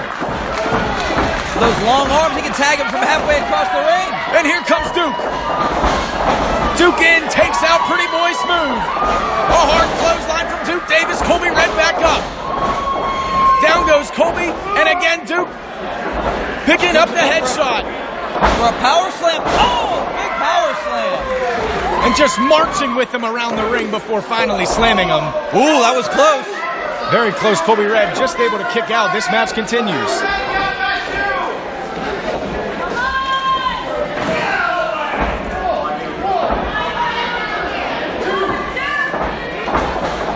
Hard knees into the gut. Oh, Duke sends him to the outside. Colby Red up and over, but behind the 7-foot Savage. Duke doesn't see what's coming. Choke slam. Mr. Fresh to death. This is what happened last month. Oh! Who's going to come out on the winning end of this? Who's got the stronger grip? Breaks the grip. Oh, pump knee strike. Oh, big drop kick by Ganon. Action from every corner of the ring. Oh, lariat clothesline. They may be going for the frequent. Hey, wait a minute. He just dumped one of our security guys. Now locked and loaded. Looks like they're about to pick up the victory. I don't know what Pretty Boy Smooth's doing with that chair. Someone needs to check on the security guy there. He's hurt. He's got him up. Oh, wait a minute. Chair right in his head. He hit him with the chair. What is this? Oh, chair to the midsection. Oh! This is ridiculous. The referees called this off. Oh, my God! The sharp edge of that chair!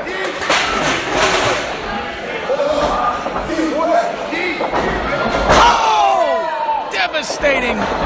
Calls that move the deep web! And obviously, Locked and Loaded's going to win this match by disqualification. Ganon's got the chair! The upper echelon have proved their point. Duke Davis may be badly hurt. Ladies and gentlemen, the referee has disqualified the upper echelon. Therefore, the winners of this bout as a result of a disqualification, Locked and Loaded. That may be the last story we're worried about. Duke Davis may be seriously hurt. Shut up! Those vicious chair shots by Duke Davis. Oh, what's Lendl doing? He's in the middle of these guys. He could get hurt. Whoa. TV! Colby! Where you going? Or you gonna beat us down with some chairs and then walk away like nothing happened? Baby? That's what you're thinking. Look, I'm sick of this. Last month, it was tables. You snuck us, you put us these new tables. This month, it's chairs. If I know anything about professional wrestling, the only logical next step will be to add ladders. I'll put you through a ladder. So how about this? How about this? Next month, February 17th, court time. Upper Echelon versus the main event. Upper Echelon versus Lock and Loaded in a TLC match. Oh my goodness. No speaking, no rules, no disqualifications. Just tables, ladders, and chairs. Oh my. That's your preference. It's your funeral, baby. We have a major match signed for Reloaded. The Upper Echelon and Locked and Loaded in a TLC match.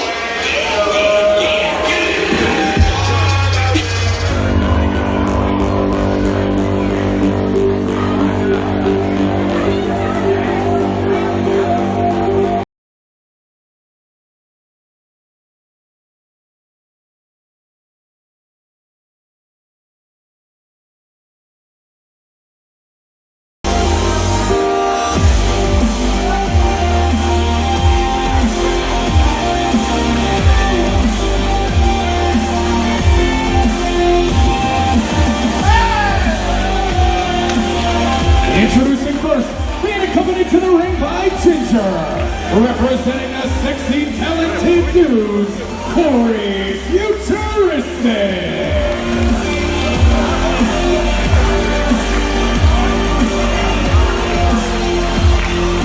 Introducing next, making his way to the ring, also representing the sexy, talented dudes, Flexor.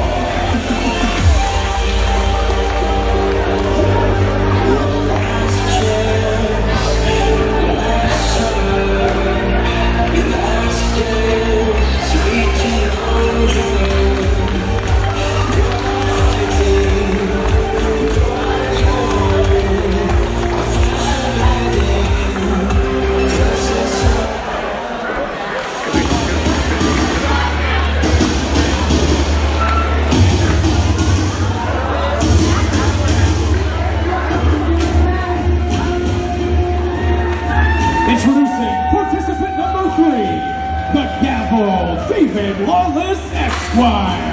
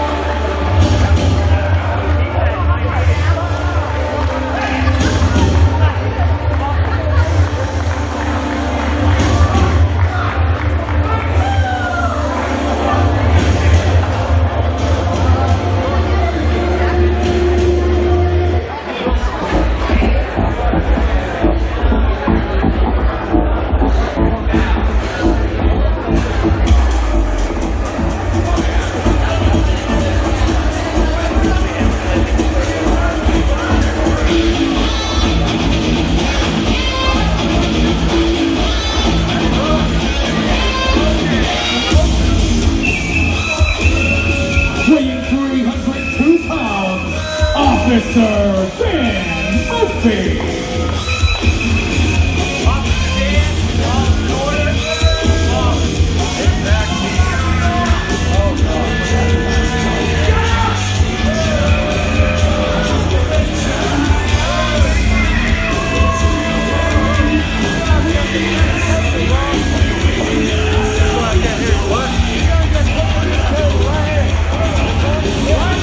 This one, turn your hand up.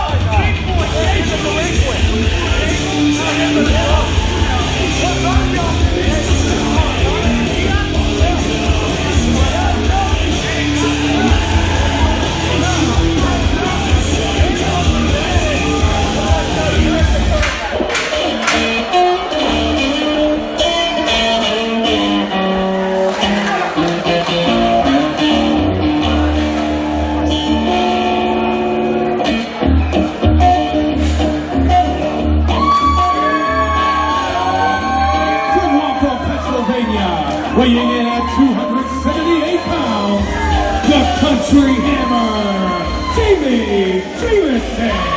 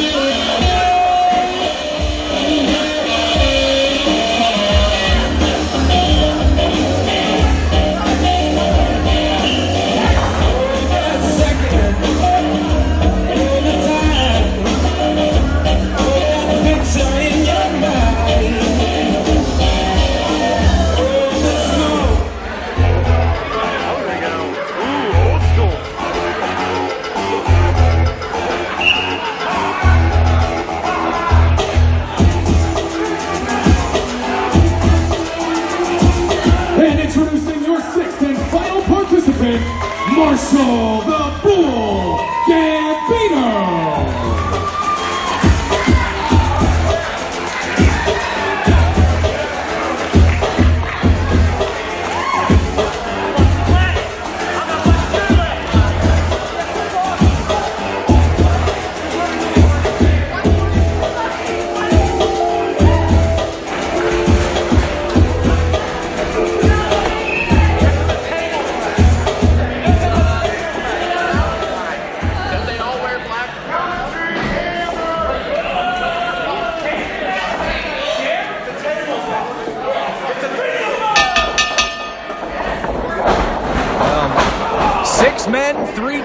But only one #1 contender for the high-stakes championship. Oh my, what a shot to the back of the head.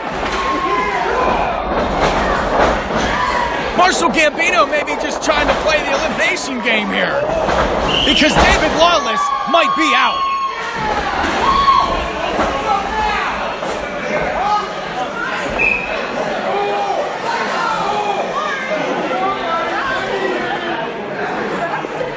Well, we knew this match was going to start off fast and furious. I think the gavel may be busted open here. Someone may need to get some help here for David Lawless. He's continuing the fight. And that's just the passion in the heart of these competitors. They all want to be high-stakes champion, but you got to think of your safety first here. And if David Lawless is bleeding from the back of the head, they might want to think about doing something here. He's back in the ring. I can't believe he's standing. And Corey Futuristic again with the chair. I don't know if Lawless even knows where he's at right now, Chris.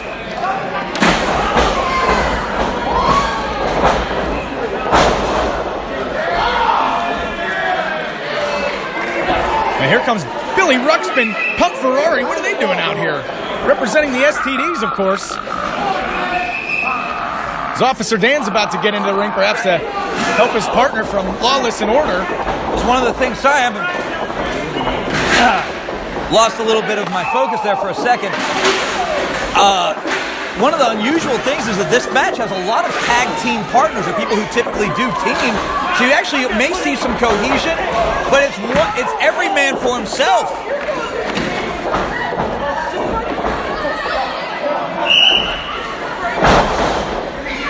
Murphy slams Corey down, and a perfect leg drop off the top, measured by the gavel.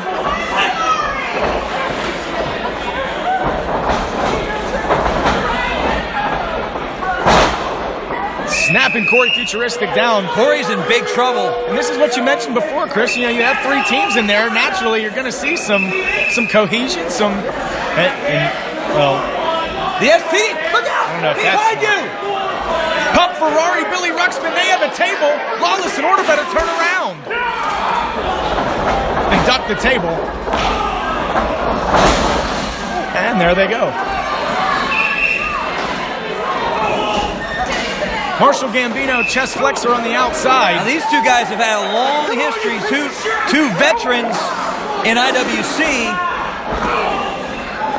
Two IWC mainstays is oh my goodness! Jameson in the ring now. Lawless quick to pick up the attack on the Country Hammer. Big clothesline. Jami doesn't go down. The spine buster taking down the Gavel. Just muscles him down.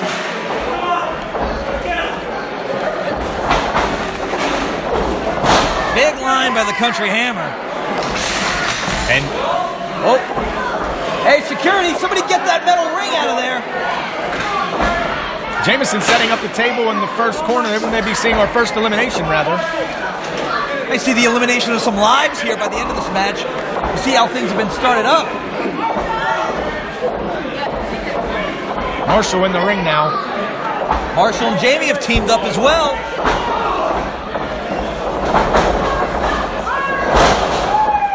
Innovative offense there by the Gavel, David Lawless. I'm amazed that this man's even standing after that vicious shot. Impressive without a doubt, Chris. Yeah, I thought this guy was going to be taken to the back and shipped off to our local medical facility here in Rural Valley. Gavel setting up the table. Still no eliminations. Unless you count brain cells. Well, table set up center ring. Oh boy. Gavel setting up Jameson on the table. What's he have Gavel's got planned? a pretty impressive leg drop. He might be trying to go for that top rope leg drop. And as we saw last time, measured perfectly. Gavel knows right where he wants to connect. And another chair shot from Marshall Gambino. This guy been through enough. Oh, this could hurt. You're not going to find much compassion in the heart of Marshall Gambino. Oh, spinebuster through the table. David Lawless has been eliminated. Oh, that's how we're doing eliminations? Yeah, you heard it, Chris. 5 men are going to have to go through tables if we're going to see a #1 contender named here tonight. And the Gavel is the first one eliminated. Can somebody get this guy some medical attention, for God's sakes? I was going to say, that might, he might not want to hear it, but that might be the best thing for him. He may need stitched up. Oh! Another chair shot. And Jameson. That first chair shot barely registered. Right over the head. This is brutal. Marshall Gambino taking down Damian Lynch, our ringside photographer. Our photographers are down. That might cost him some money. Maybe Marshall Gambino. Just hit him with. I don't know what that was. Maybe Marshall Gambino can take out the Titan Dennis Jackson, use some of that $25,000 to pay that fine that Justin Plummer's undoubtedly going to give him for taking it out on our ringside photographer. And you can see Damian Lynch, he's shaking up here at ringside, Chris. That wasn't right. It's an expensive camera. Photographers have been having a rough go of it in IWC these past couple years. Well, from everything I've heard, Damian Lynch has no interest in getting in the ring. He just wants to do his job. Certainly didn't drive to Rural Valley today to get taken out by Marshall Gambino or anybody for that matter. The table set up in the ring. Flexor nailing Officer Dan in the back. That one did some damage. Maybe not. That certainly did.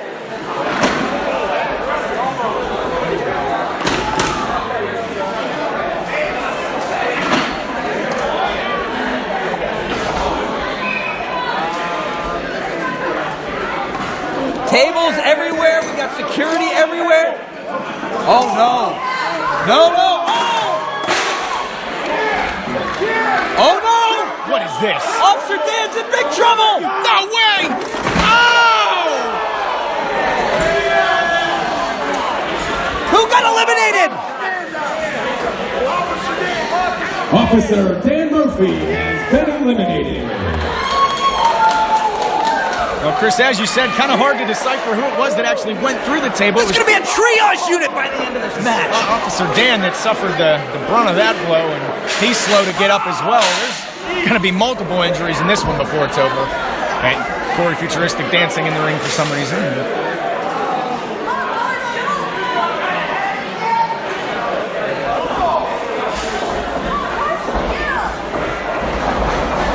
Corey dives out and nails both Marshall Gambino and his STD partner, Chest Flexor. This crowd is stunned. They're flabbergasted by the violence we've seen. It was a Death Valley driver from the apron all the way to the floor. I mean, you kind of knew this was going to happen, Chris. You're guaranteeing. I had no idea. I mean, well, you're guaranteeing 5 people going through a table. Something like this was bound to happen eventually. I knew it could be bad. I had no idea it was going to be this bad. Security has still not been able to move Officer Dan Murphy.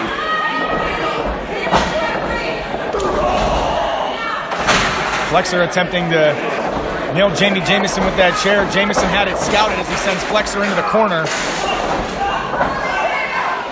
Jameson's been responsible for both eliminations thus far. Head scissors nearly sends Jameson through the table. Momentum alone might have put him through, but he's able to stop himself. Jameson, what's he doing? Going for a spine buster. Flexor's trying to fight it. And he turns around and the table's gone. Billy Ruxpin able to take the table out of the way. Thank you, thanks to Billy Ruxpin for that, Chest Flexor. And the assist from Billy. STDs are like a virus. Sir Dan Murphy still blowing his whistle on the way out. Somebody get this man a doctor. Oh, the attempted concerto, it didn't work out for the STDs. And now Jameson looks like he's going to send Billy Ruxpin and Pump Ferrari out of this match for good.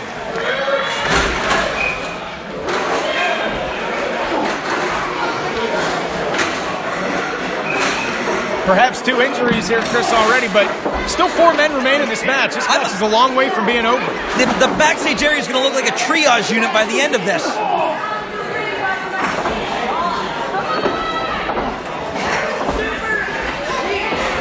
And the crowd, like you said, the crowd is in awestruck, just stunned at the sheer violence that they're watching. I hope we have enough tables to contain this, Chris. What if Billy we have enough doctors? Billy Ruxpin or Pump Ferrari go through a table? We may not have enough. They're not taking this table, are they? If they need this, someone needs to go through this table, and there's none left. They will take this table. Believe me, I've seen it done. Corey Futuristic setting up the table, having a little trouble. And that's why it looks like a couple of those tables appear to have broken legs too, making it even more dangerous. Look at the wear and tear they've taken so far in this match. Tables aren't meant for this kind of punishment. Are you serious?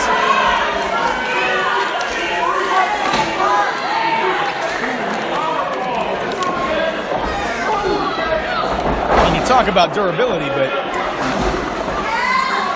Oh, this looks dangerous at best. Oh, Marshall Gambino just unhooked that guardrail. What's he doing? Hey, whoa, what's going on in the ring? What's going on in the ring? And the table broke! Is the referee going to allow that? He's going to... Futuristic? Corey Futuristic has been eliminated. I might protest that if I was Corey Futuristic. Yeah, I'm with you there, Chris. I don't know if Jamie got all of what he wanted to do. It looked like the weight of Jameson and Corey Futuristic had the table buckle from under them, but it was Corey that took the brunt of the move, so I guess he's out of the match, unfortunately. Now look, yeah, okay, maybe technically Jamie was executing a maneuver, but I'm not sure he actually put him through that table. Corey Futuristic might have a gripe here. Absolutely, Chris, but the bigger story here is that now Chest Flexor is left all alone with both Marshall Gambino and Jameson. You have to imagine they're going to get rid of Flexor and then leave it to the two of them to decide who will be the next #1 contender for the high-stakes title. This looks... What is Marshall Gambino building over there?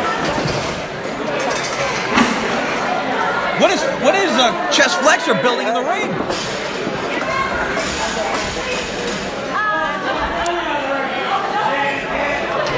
Last time we were here in Rural Valley, Marshall Gambino sent Corey Futuristic through a table from the bleachers. If that's any indication of what we're about to see, I think Marshall Gambino is going to try to up the ante here tonight at Fallout. Could have ended both of their careers, by the way, that maneuver. I'm surprised it didn't. I still quiver when I see replays of that move. Oh, my.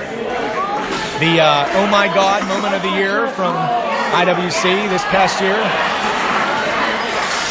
Oh, what's this? What's going on here? Security clearing out a section of our fans. Yeah, there's young kids in the crowd. They need to get out of the way. This can be dangerous. What is going on over there? I don't know what's going on here, Chris. This is ridiculous. Marshall Gambino grabbing a steel chair again as Flexor continues to erect whatever he's putting together in the ring. Gambino takes the chair away from Flexor.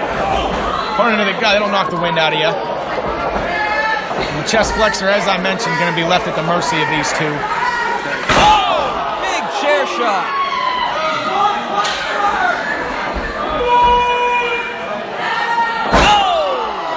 Taking turns unloading on Flexor. What are they just gonna stack chairs? Marshall's telling Jami to pile the chairs on Flexor.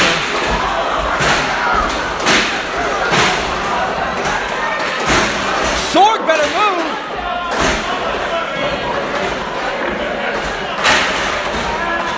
Sorg up on the apron, like you said, dangerously close to the action. That's why we usually have Rob Brown up there. Dave the Potato almost took one there.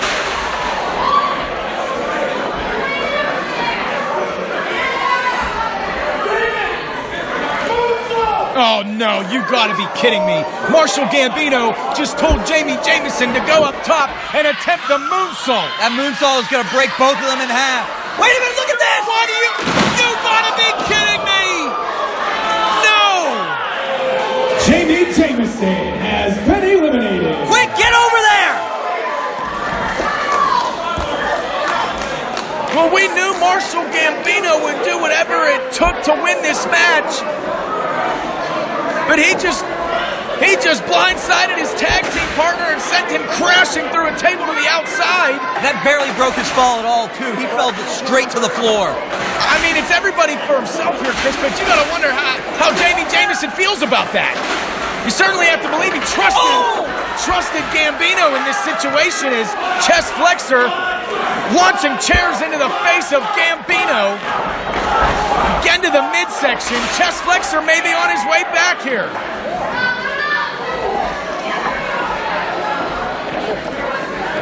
Jameson's going to be helped to the back. This looks like a war zone. After everything that's happened tonight, Chris, still think that still to come, the heavyweight championship on the line, Andrew Palace and Dylan Bostic in our main event.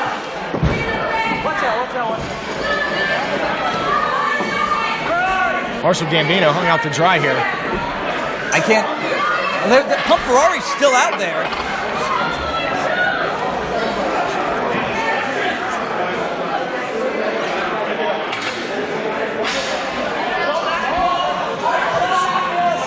Wait a minute, are they double stacking that table? Oh, this is getting more and more dangerous as the minutes pass. They're going to double stack that table. That is a double stack table. And no good result can come from this. Security, do your jobs. Get the civilians out of the way.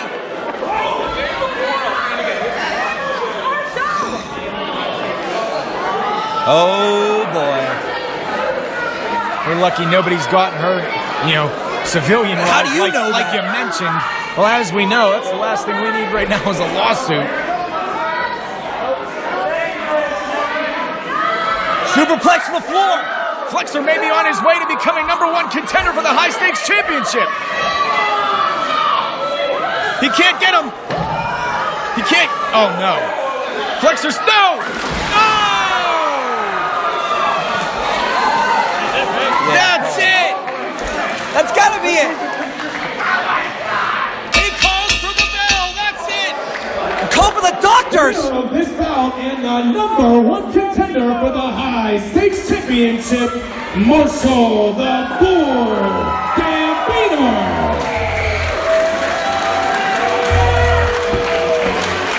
I cannot believe what we just witnessed. Bodies, tables, chairs, and one new #1 contender for the high stakes championship, the IWC mainstay Marshall the Bull Gambino.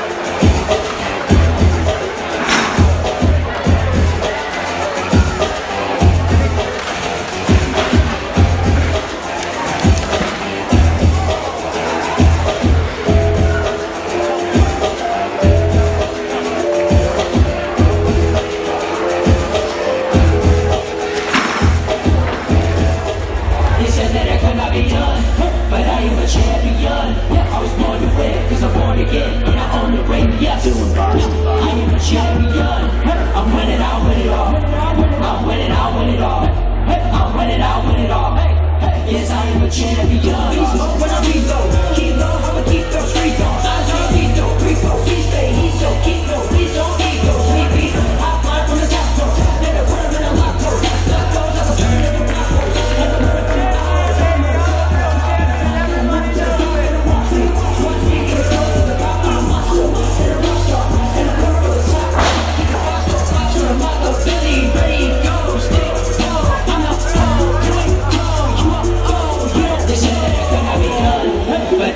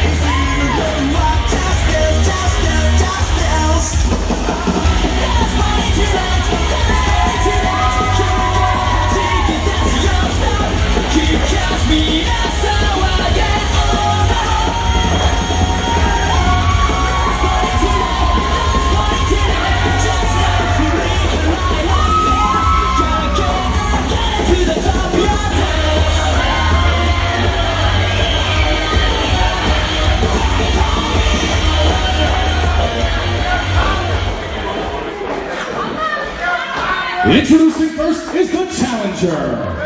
Currently on the Platinum World Tour, weighing in at 192 pounds, the money way, Dylan Bostic.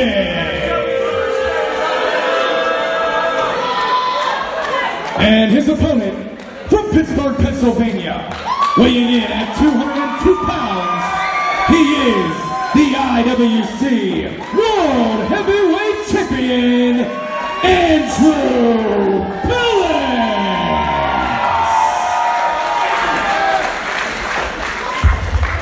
Whoa, hold on a second. I think you guys are a bit confused. So let me introduce myself. I am the real IWC World Heavyweight Champion. I'm Moneyweight Dylan Bostic, baby.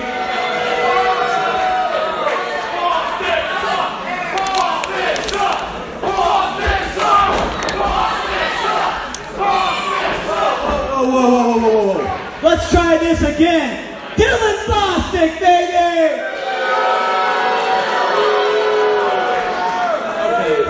Okay. How many of you people came to see Andrew Palace tonight? Okay, that was pretty good. How many people came to see Dylan Bostic tonight?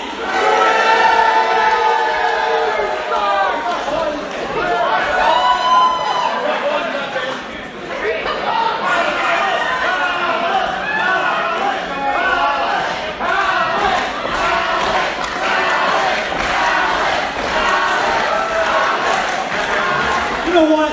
You people are all just as dumb as Andrew Palace, so I'm leaving.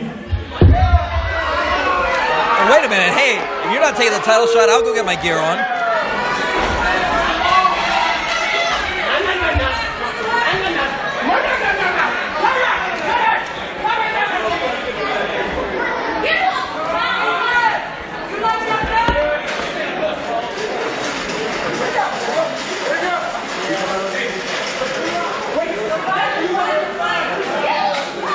What is going on?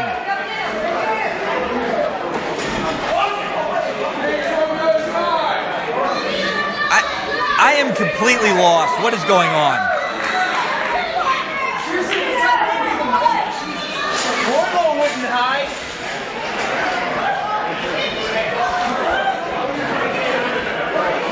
What is going, like, this is a world heavyweight title match. What's going on?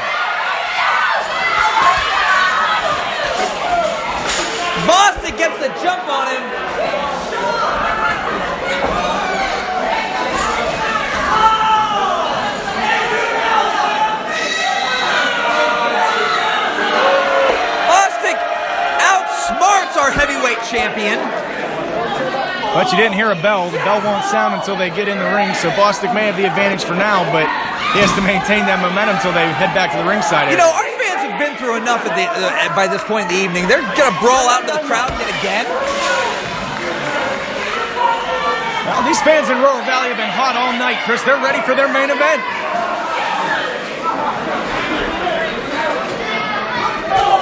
Big right hand by Palace.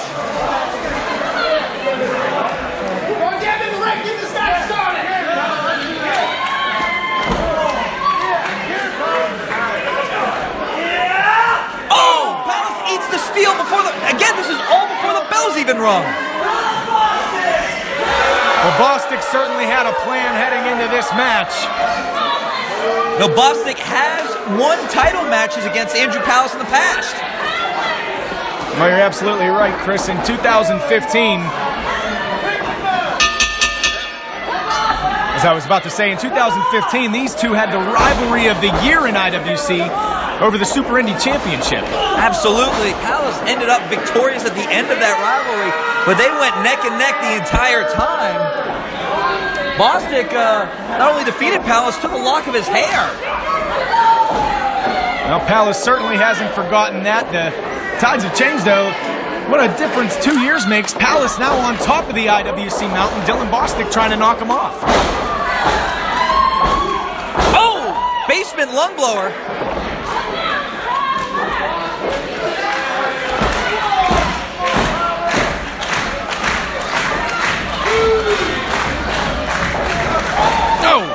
Big right hand right to the jaw. And you have to imagine Dylan Bostic was not happy after leaving IWC for just about a year, making his return late last year only to find Andrew Palace as one of our top guys. Oh, head scissors into the guardrail. He's not one of the top guys, he is the top guy. No, you're absolutely right. As long as he has that championship, no one will be able to dispute that. What's Palace thinking about here? He's going to get a full head of steam. The phonetic energy. Couldn't quite see what had happened. Did he drop him on the guardrail?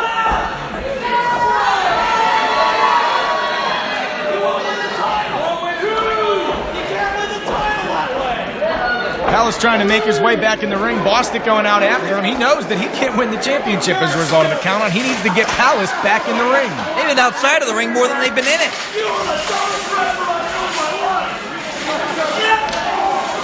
I'll tell you what, Lendo, I have been in the ring with Andrew Palace. I've been to war with Andrew Palace. This guy does not know the meaning of the word quit. He is somebody, you can hit him with everything and the kitchen sink, and he just keeps coming. One of the most difficult people I've ever met to try and keep down, to try and defeat. Well, Chris, I can't think of anybody in the IWC locker room that's had more experience, more ring time with that man, Andrew Palace, as you. You know, many matches throughout the last couple years.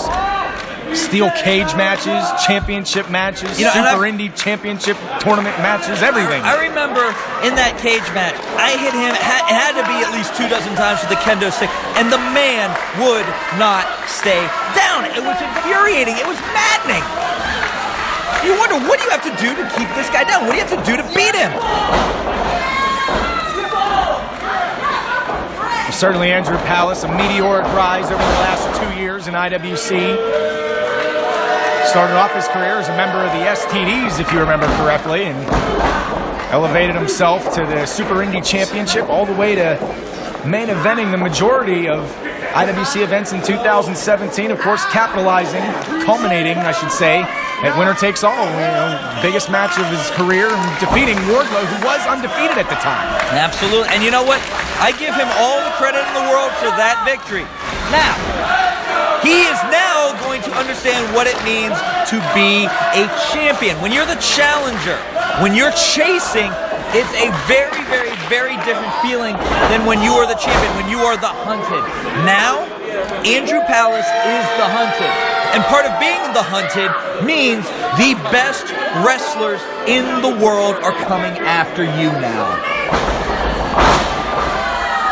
Oh, Well, we've heard from many champions over the years that winning the championship isn't the hard part. It's holding on to it when the real struggle begins, as Palace is starting to find out. And one thing you have to also consider is the fact that is Palace 100% after that match against Wardlow? Ooh! Now, you would imagine he's not, but he's certainly not going to tell you that. He doesn't want Bostic to know if he is or isn't.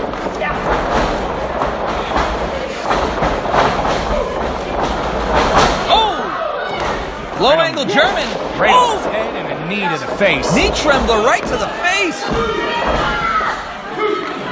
Smart of Bostic to go right for the cover there, but it wasn't enough. That was some pretty impressive offense by Bostic, too. Usually takes a more methodical pace, but they're fast-paced, impactful offense. Very impressive.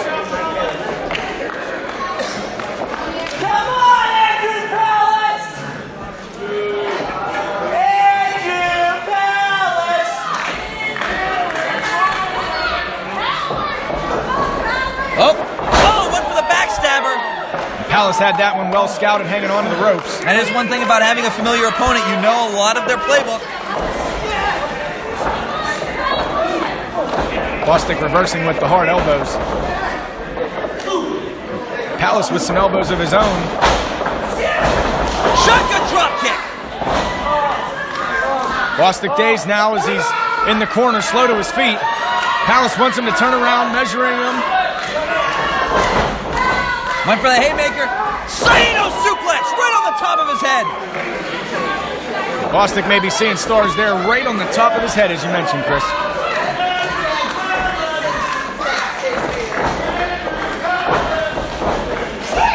Oh, knee trembler of his own. Only a 2 count.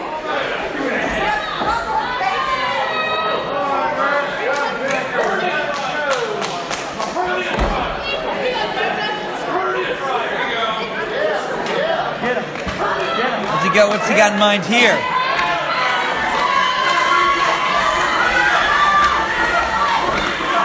Palace looking for some momentum from the fans. Oh no, not this. Going for the hernia driver. Bostic counters. Turns into it. Bostic hooks him, and he nails the Swaggy D. Swaggy D from Bostic. Oh, a Rainmaker. This could be it! New champion! New champion! And Palace kicked out just before the 3 count. I thought that was all. I thought that was it. Got every bit of the Rainmaker ripcord clothesline. I was very, very impressed. Bostic doesn't seem shaken, though.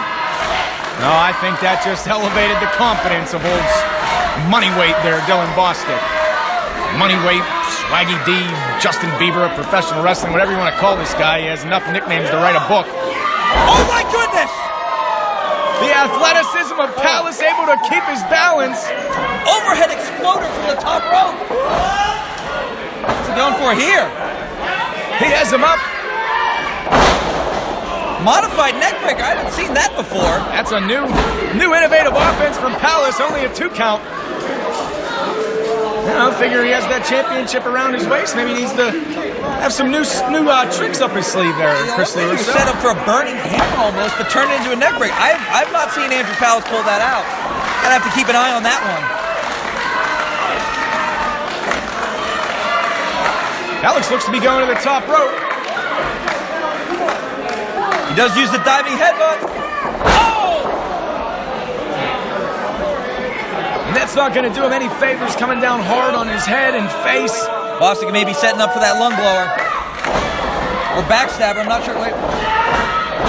Oh! Uranagi into the backbreaker.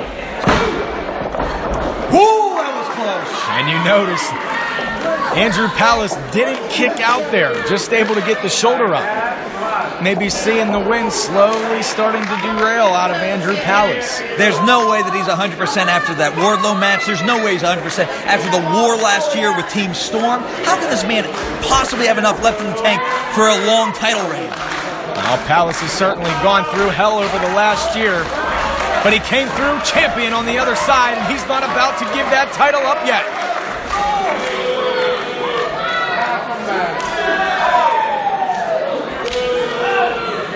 Exchanging forearms here. As both men a little groggy. I'm not sure that Bostic's going to win this one. You can hit Palace in the head 1,000 times. You are not going to knock this man out. Also got to keep your eye open for that back fist. Palace has a mean back fist. Ooh!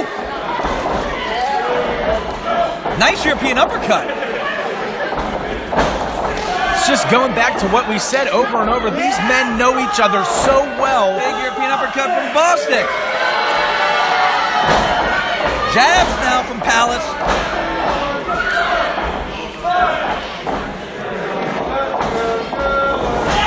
Oh! Meets him coming in.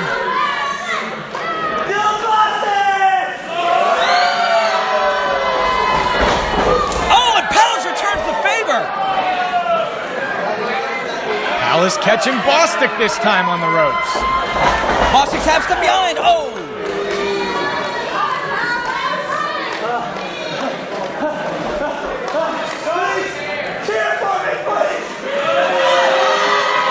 Bostic's tank better be close to empty. Palace caught him. Oh! DVD into the neck breaker. Right across the knee. Bostic kicks out.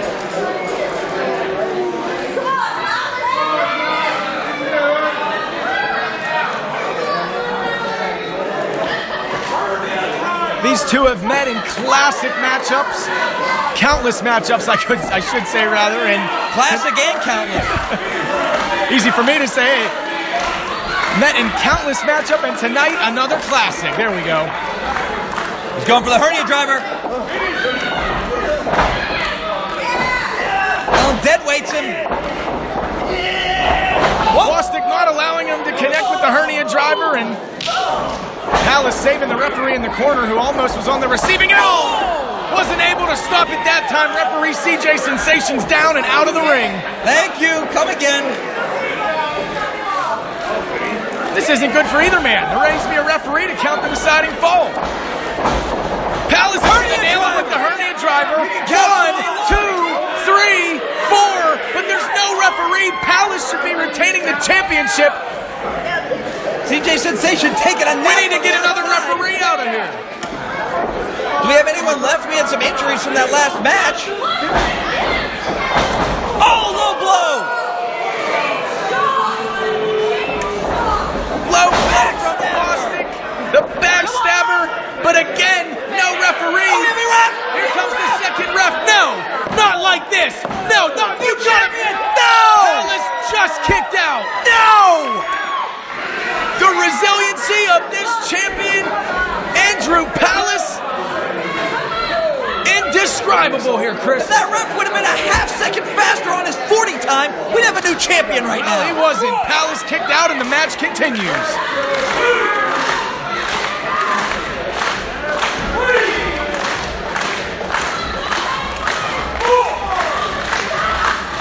Who is going to have their arm raised in victory here tonight in Rural Valley? Bostic the first to his feet. Sends Palace off the ropes. Palace able to counter into the cover. Bostic gets out. Small package. Small package from Palace. And again a kick out. It's a Gory. Bostic staggering and he's down. Bostic's on Dream Street. He's in big trouble. Palace needs to capitalize here. And that's Calvin Couture. What's Calvin Couture doing out here? Get him out of there. You gotta be kidding me. What are you gonna do? Gas him.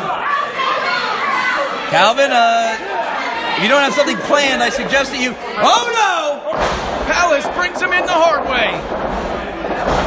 Oh, Saito suplex on the back of his head.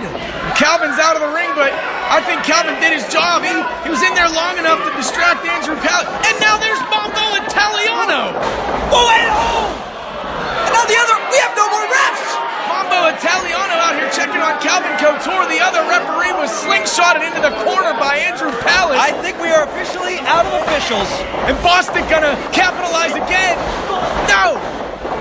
Oh! DDT from Palace, but there's no referee.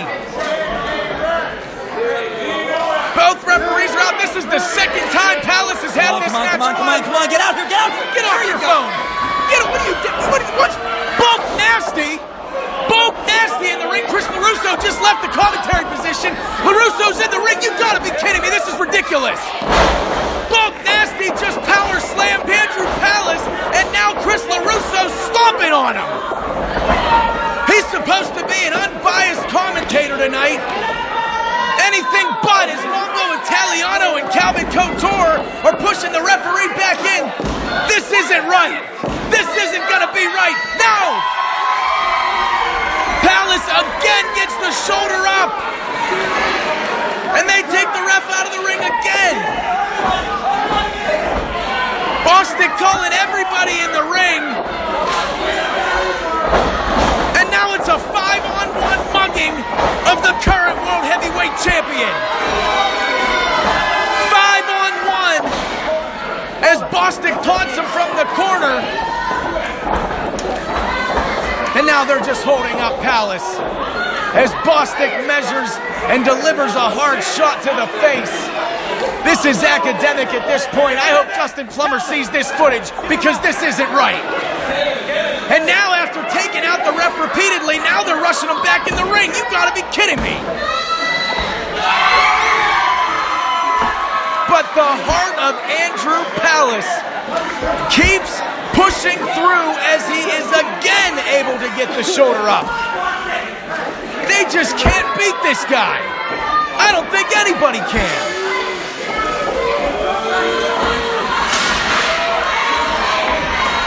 LaRusso's got a chair,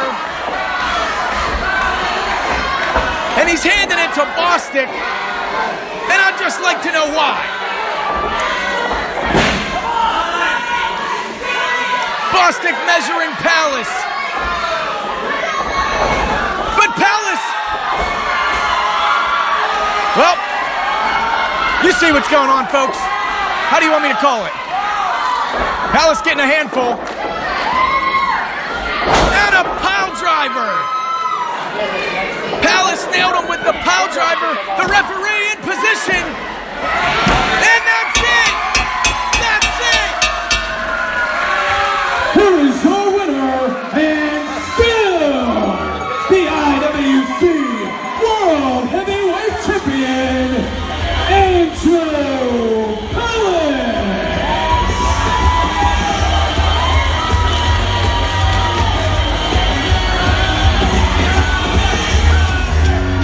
Andrew Palace did not give up. Andrew Palace would not stay down. It almost took 5 men to take the World Heavyweight Championship from Andrew Palace, but even that wasn't enough. In his first championship defense, Andrew Palace defeats Dylan Bostic, and he is still the World Heavyweight Champion. We now look ahead, February 17th. IWC presents the reset button as we present Reloaded 4.0. Good night from Rural Valley. I've been Nick Lendl. We'll see you at Reloaded. Good night, everybody. Sidekick Media Services. We are your sidekick in business for social media, video production, and more. Find out more at sidekickmediaservices.com.